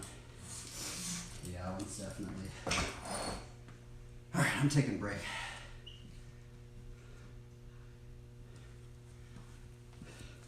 At least we landed one sketchy thing today. It wasn't even that cool, but we actually landed it, so I'm stoked. Man, that is gnarly. Huh. Wonder what could I do with that trick? I know there's a bunch of combos into that one.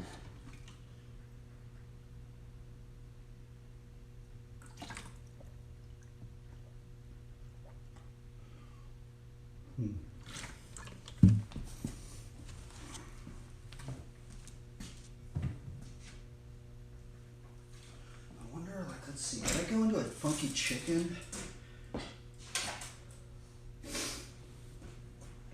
This.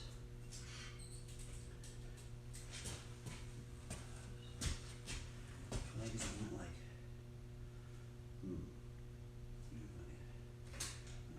like that. I guess I have my cranks like this. So I go like this.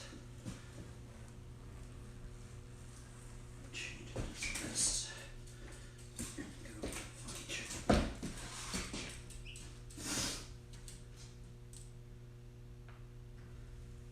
I think there's a combo in there like that.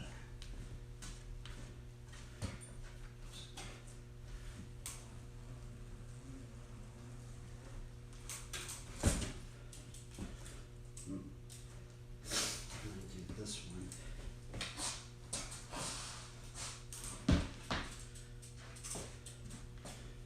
Or like,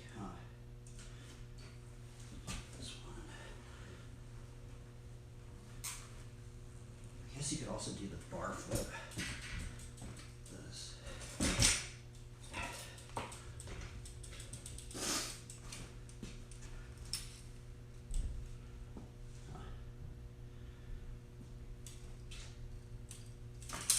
Well, that's the only thing I landed all day today. Alright.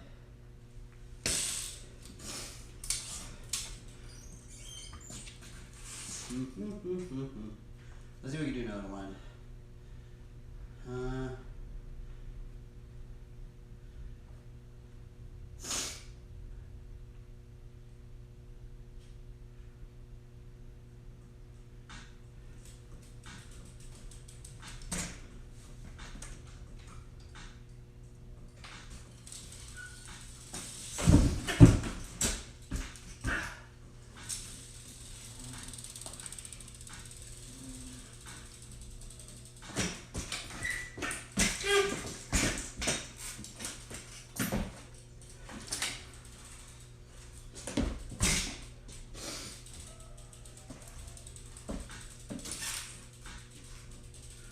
know what I need to practice?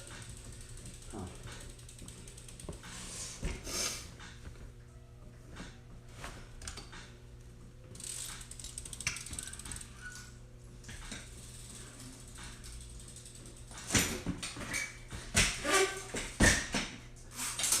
Shoot, I can't hit it.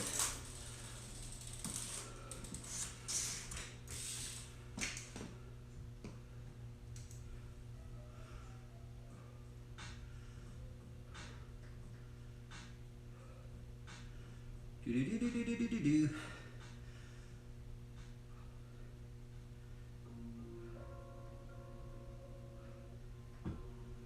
Wow, that was gnarly.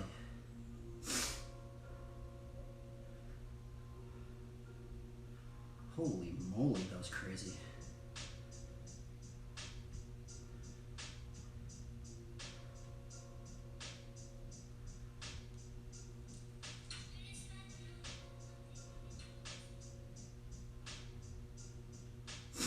Mm-hmm.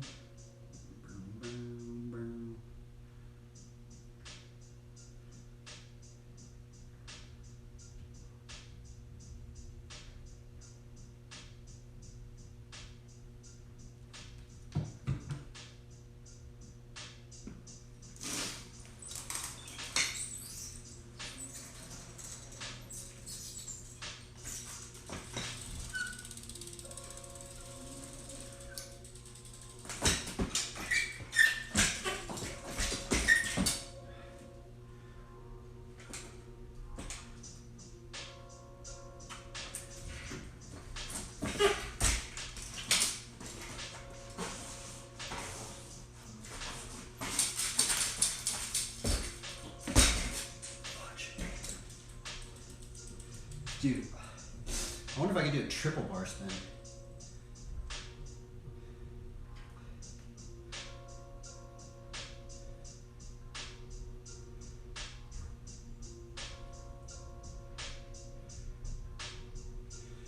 Let's actually just see if we can do a triple bar.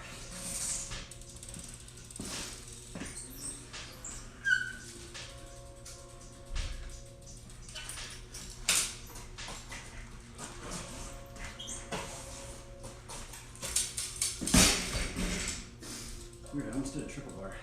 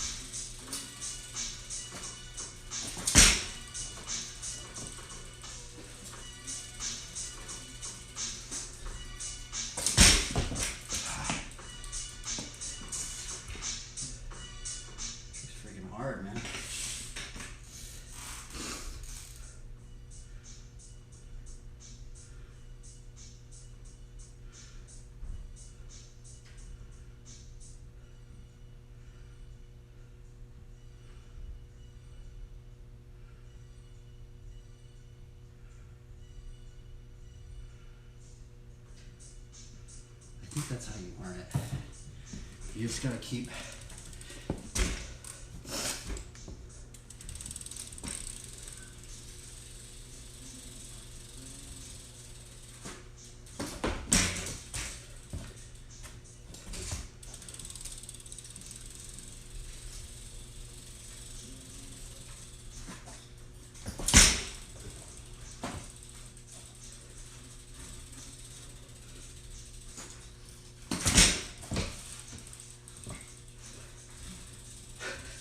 I think that's how you learn it.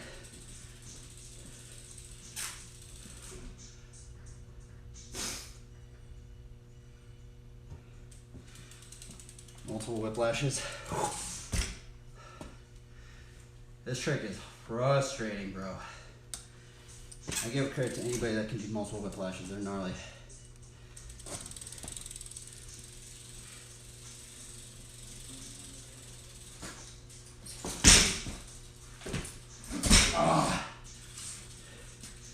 That's probably my closest one I've ever done.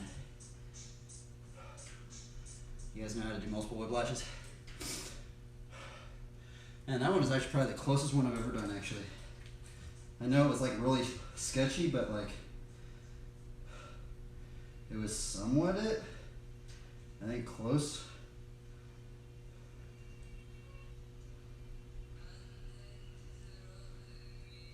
Oh my goodness, that was it right there. I just gotta like, I gotta just keep doing that.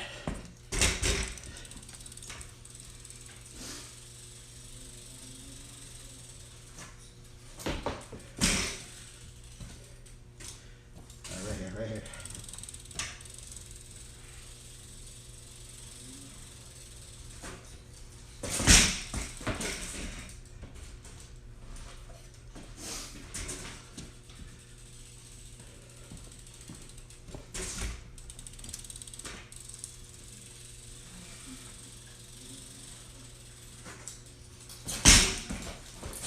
Oh! Darn it. I feel like it's gonna happen. I legitimately think that's what it kind of feels like. If you just keep doing that over and over and over again. I just have to like lean a little bit more forward. Oh my goodness, that's so close. I just gotta lean a little bit more forward, I think.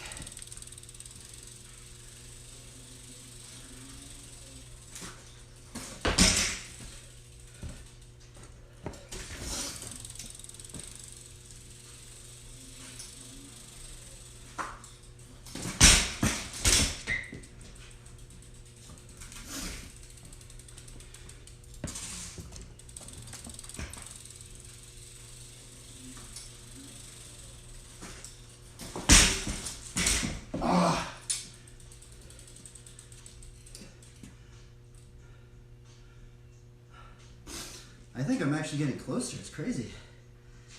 I feel like my foot's getting faster. Huh. I'm like seeing like where I have to.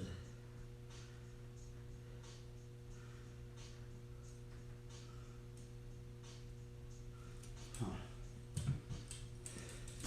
I gotta just like lean a little bit more.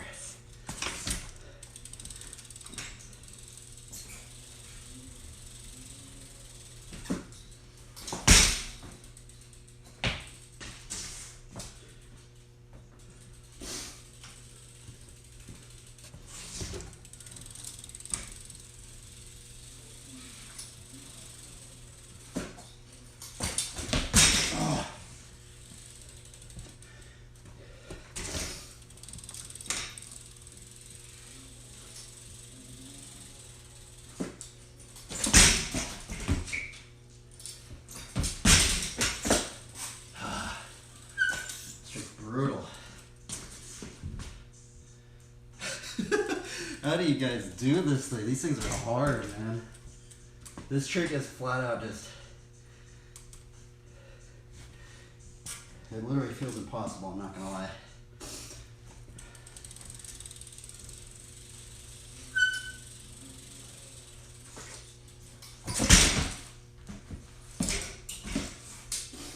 I give up.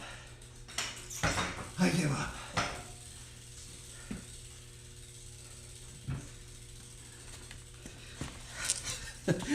At least it's fun. It's fun trying to learn it, but man, that thing is brutal.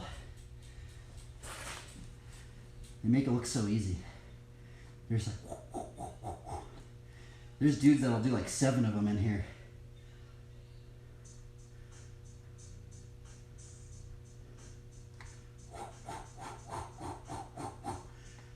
That is so hard.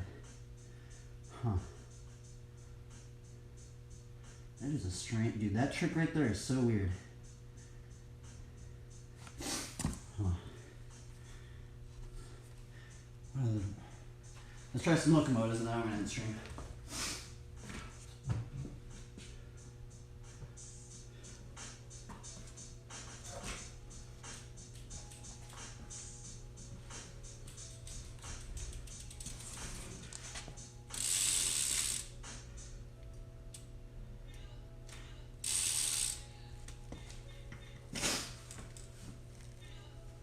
Alright, let's do it.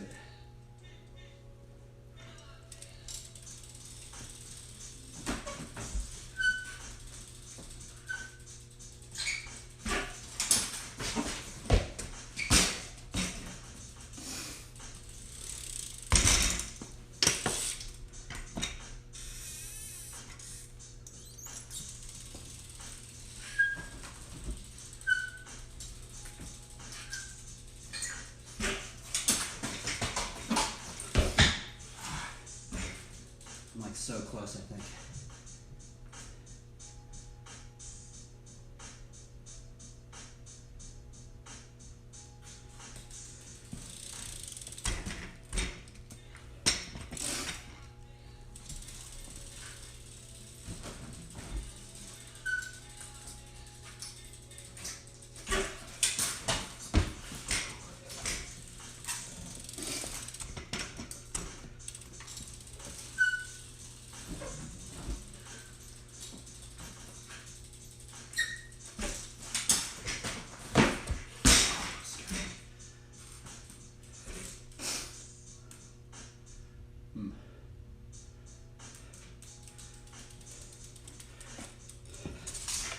Now let's try to beat a record.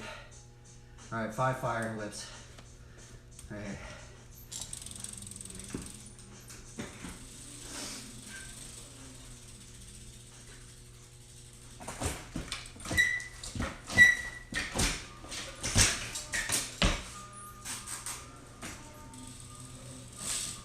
Let's actually do some Undertakers. I haven't practiced that trick today.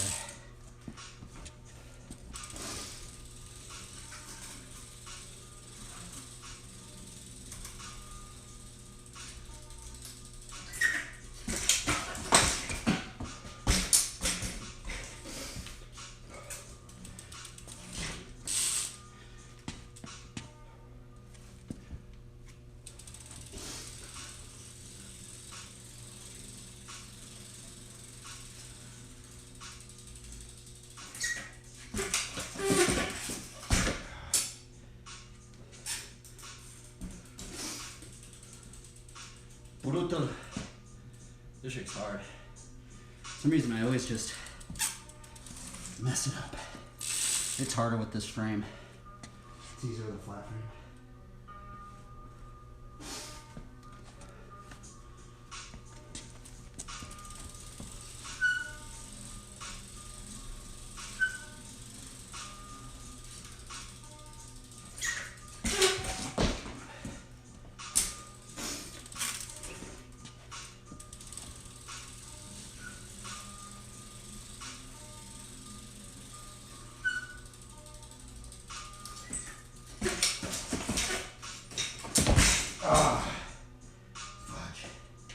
That was so close. Oh, darn. This trick gets me tired. This trick Gets me tired. Feels like rock climbing. We're rock climbing. Let's hit this V. This V something. I don't know what V it's gonna be, but it's a V something.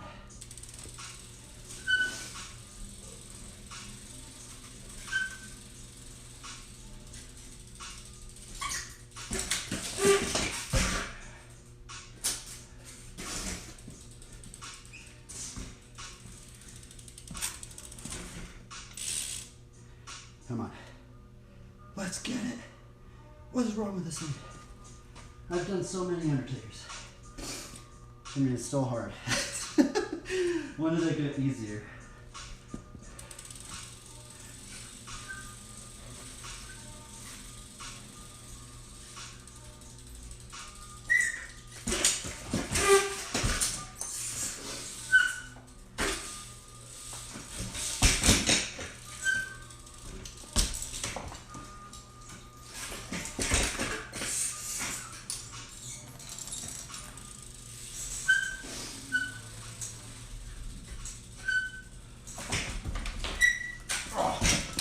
I landed that.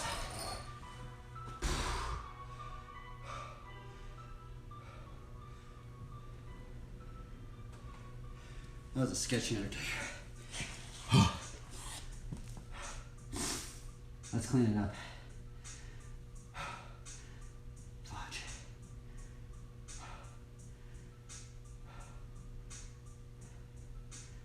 I want to clean it up. Darn. Man, that one was sketchy. Darn it. Ah, I landed and it was a sketchy one. Fudge. Oh well. No worries. At least we landed one, right? But I know I could do it better. It's really sketchy. Right here.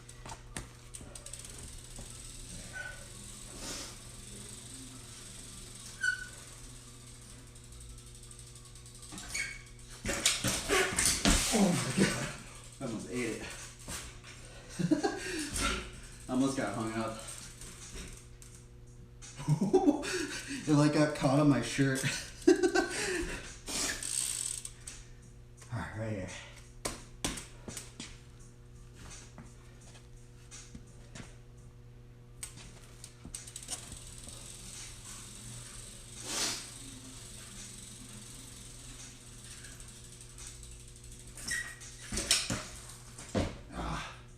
What is wrong with this thing?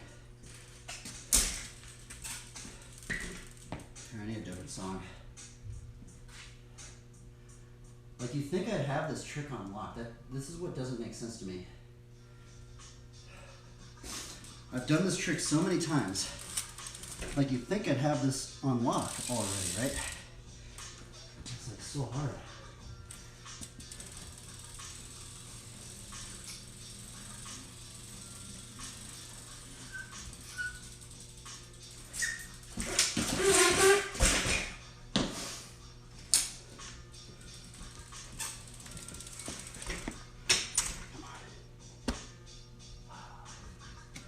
Getting defeated. I'm getting defeated, boys. I just want to do it clean.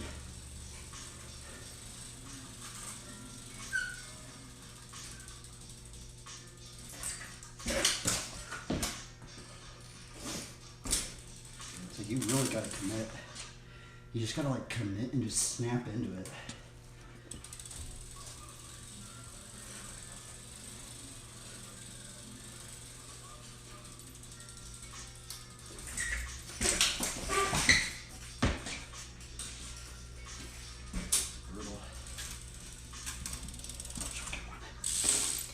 I'm gonna get tired after this trick for sure. I always get tired after this one.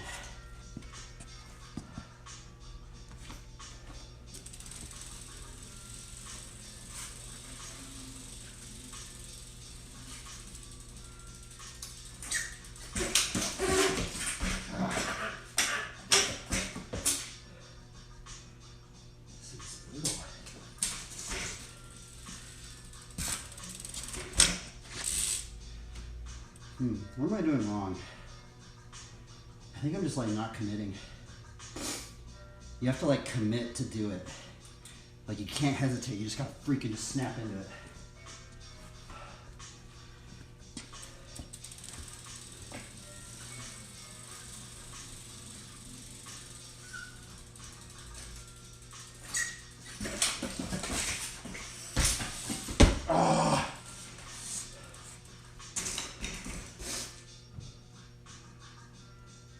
My cranks moved.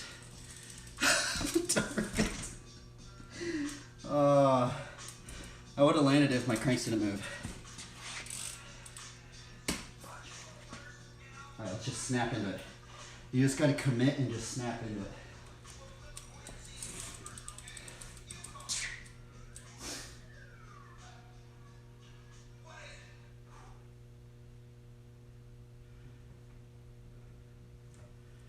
Just gotta commit and snap into it. That's all it is.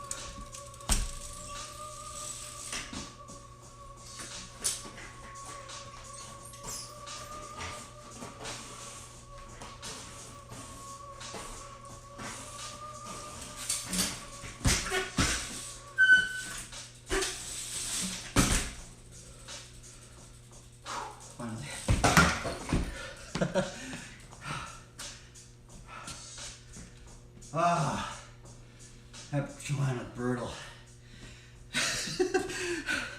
That took all of my energy. That literally took all my energy. I guess no, not all my energy, but man, just to land that line, that was a that was a straight battle right there. Oh my goodness, that was a straight battle. We beat the boss. We leveled up. Well, actually, I don't know if I leveled up, but we beat the boss. Can you do a 3 bunny hops in a row? Okay, let's see here. It's kind of hard because it's like I have that light up here. Let me do some bunny hops. I'll teach you. Here, let's go over how we learn bunny hops. Okay. Okay, let's see here. I guess clip this right here, okay? I'm gonna bunny hop like in straight, like this, and then we'll bunny hop to the side, okay?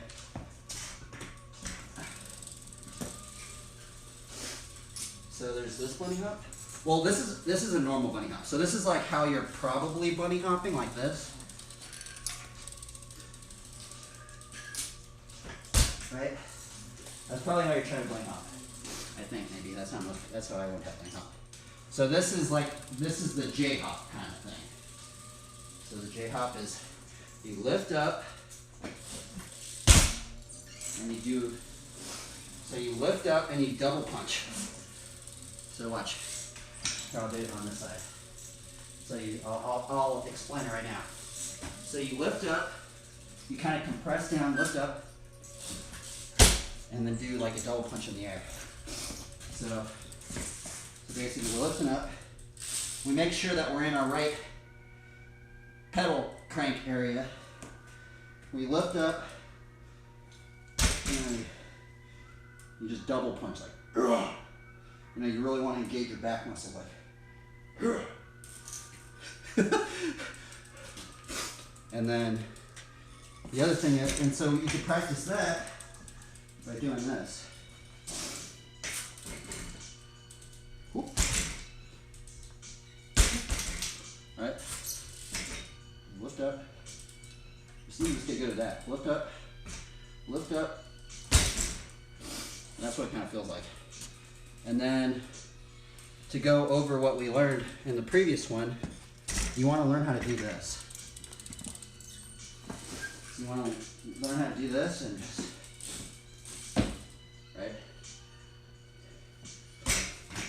Because if you could do that, yeah, you just look up, right?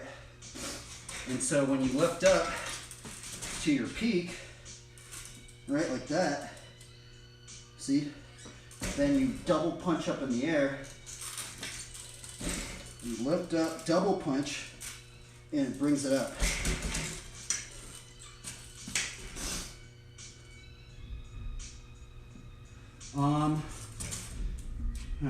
I guess you have to kind of like wait. You gotta wait for when you want to get it, right? So how high you lift up is how high you're gonna bunny hop, right? So if you lift up this high and you do a double punch, it's gonna go that high, right? If you do it this high and you do a double punch, it's gonna go like that. If you do it this high, it's gonna double punch like that, right? Yeah. And then, what other things were we gonna tell? Oh yeah. The other thing is, you just want to like learn all of your variables on the bike, right? So like learn how to like lean forward like this, right? Like get really, just feel all of these variables, right? Like feel how it is to like be like that, right? Because then that will kind of like give you a little bit more range when you like.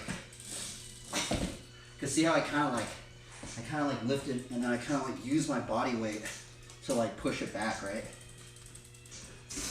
Like kind of you have to like, I think I do use my body weight a little bit, like, so I kind of lean forward a little bit and then use my body weight while lifting up. So it's not just like this, right? It's kind of like using your chest and then lifting up as well.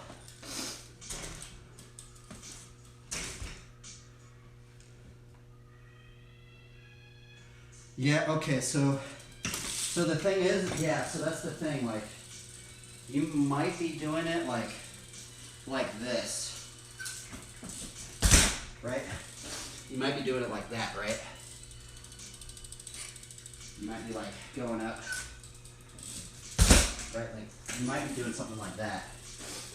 That's why I'm telling you, you gotta get good at doing this, right? Because that's really gonna like, you're gonna feel all those levels from this level all the way to where you loop out, right?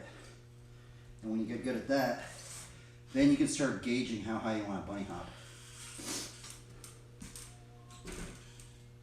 And then the thing is you can learn how to bunny hop like this. Like most people learn how to bunny hop like this. See, most people bunny hop like this. And that's just like, lifting up like that, right? But if you want to learn how to do better bunny hops for every other trick, you've got to learn how to do that, right? So.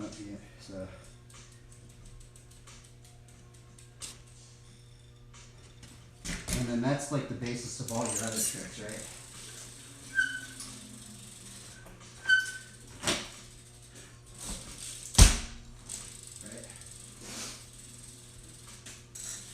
And then you can do like bunny hop, crank flip,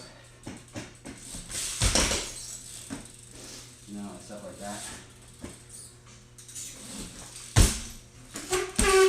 Yeah, stuff like that. I'm tired.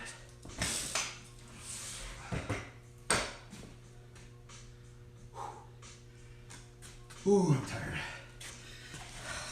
I feel like if I just ate a lot, I could probably ride for more, but I literally think I'm on a calorie deficit because I don't eat enough. I feel like if I just ate so much more, like, I could have more energy, but yeah, do it like that, yeah. So yeah, just study that and then just get really good, even if you have to like pedal it and do the wheelie, right? Just keep doing that and then you know. Dude, actually, I don't even think did I stream mark that, I don't know if I stream marked that combo.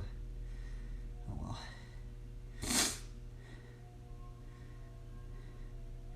It's somewhere in there, so. I did loop out 2 times, but I didn't even know how. Yeah, you just gotta keep practicing it. Gotta keep practicing it. And the other thing, what you can do now, this is kind of like more dangerous a little bit. So, but like once you get that, you can practice like this. You know, you get on your back and just practice holding the bike like this, right? And you can like feel, feel it in the air, right? Stuff. You can even learn how to do tail ups like this. Right?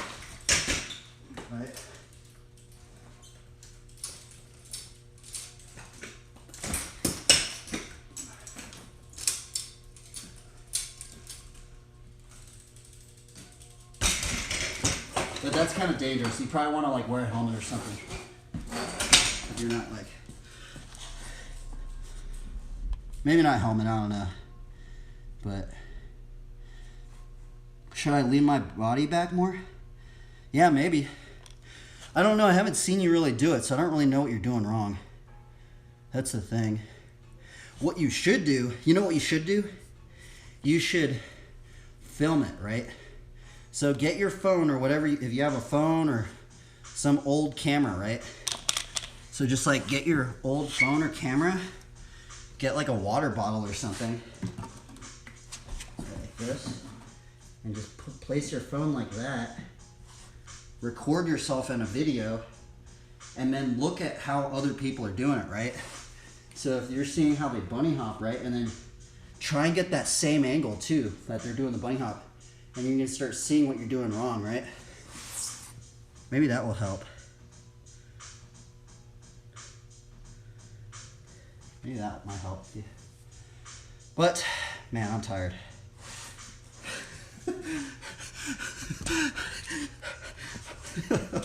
I guess I'm gonna, let's see here. We'll end it on Bible verse. Hopefully that helped you, man. And then just watch every how-to bunny hop. That's the other thing. If there's a how-to how to bunny hop on a BMX bike, watch them all. See what they're saying, because they're probably saying something that I might not be saying, right?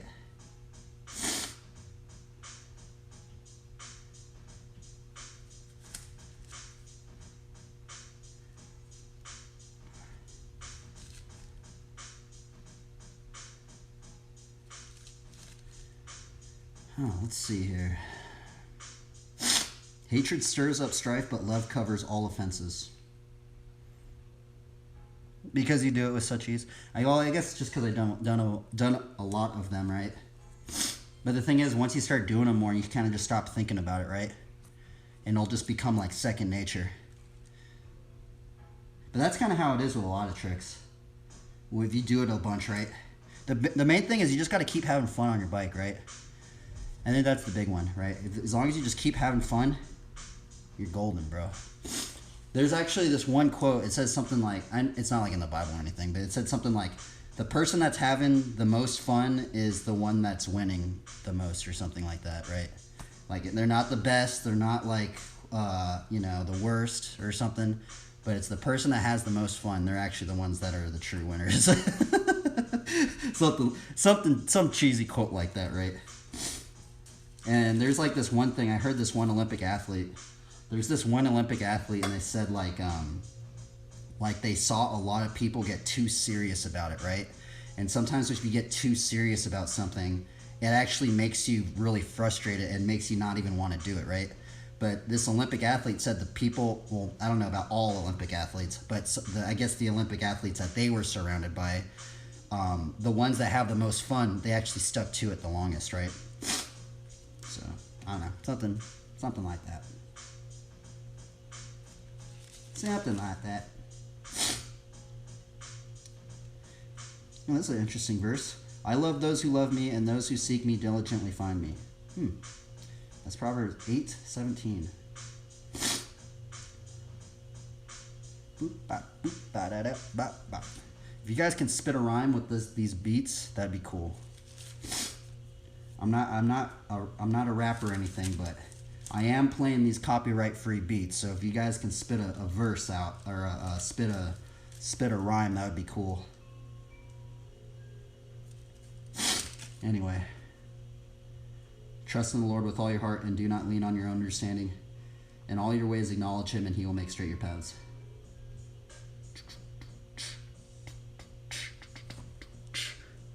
Okay, we're out of here. We out of here. Farewell, everybody.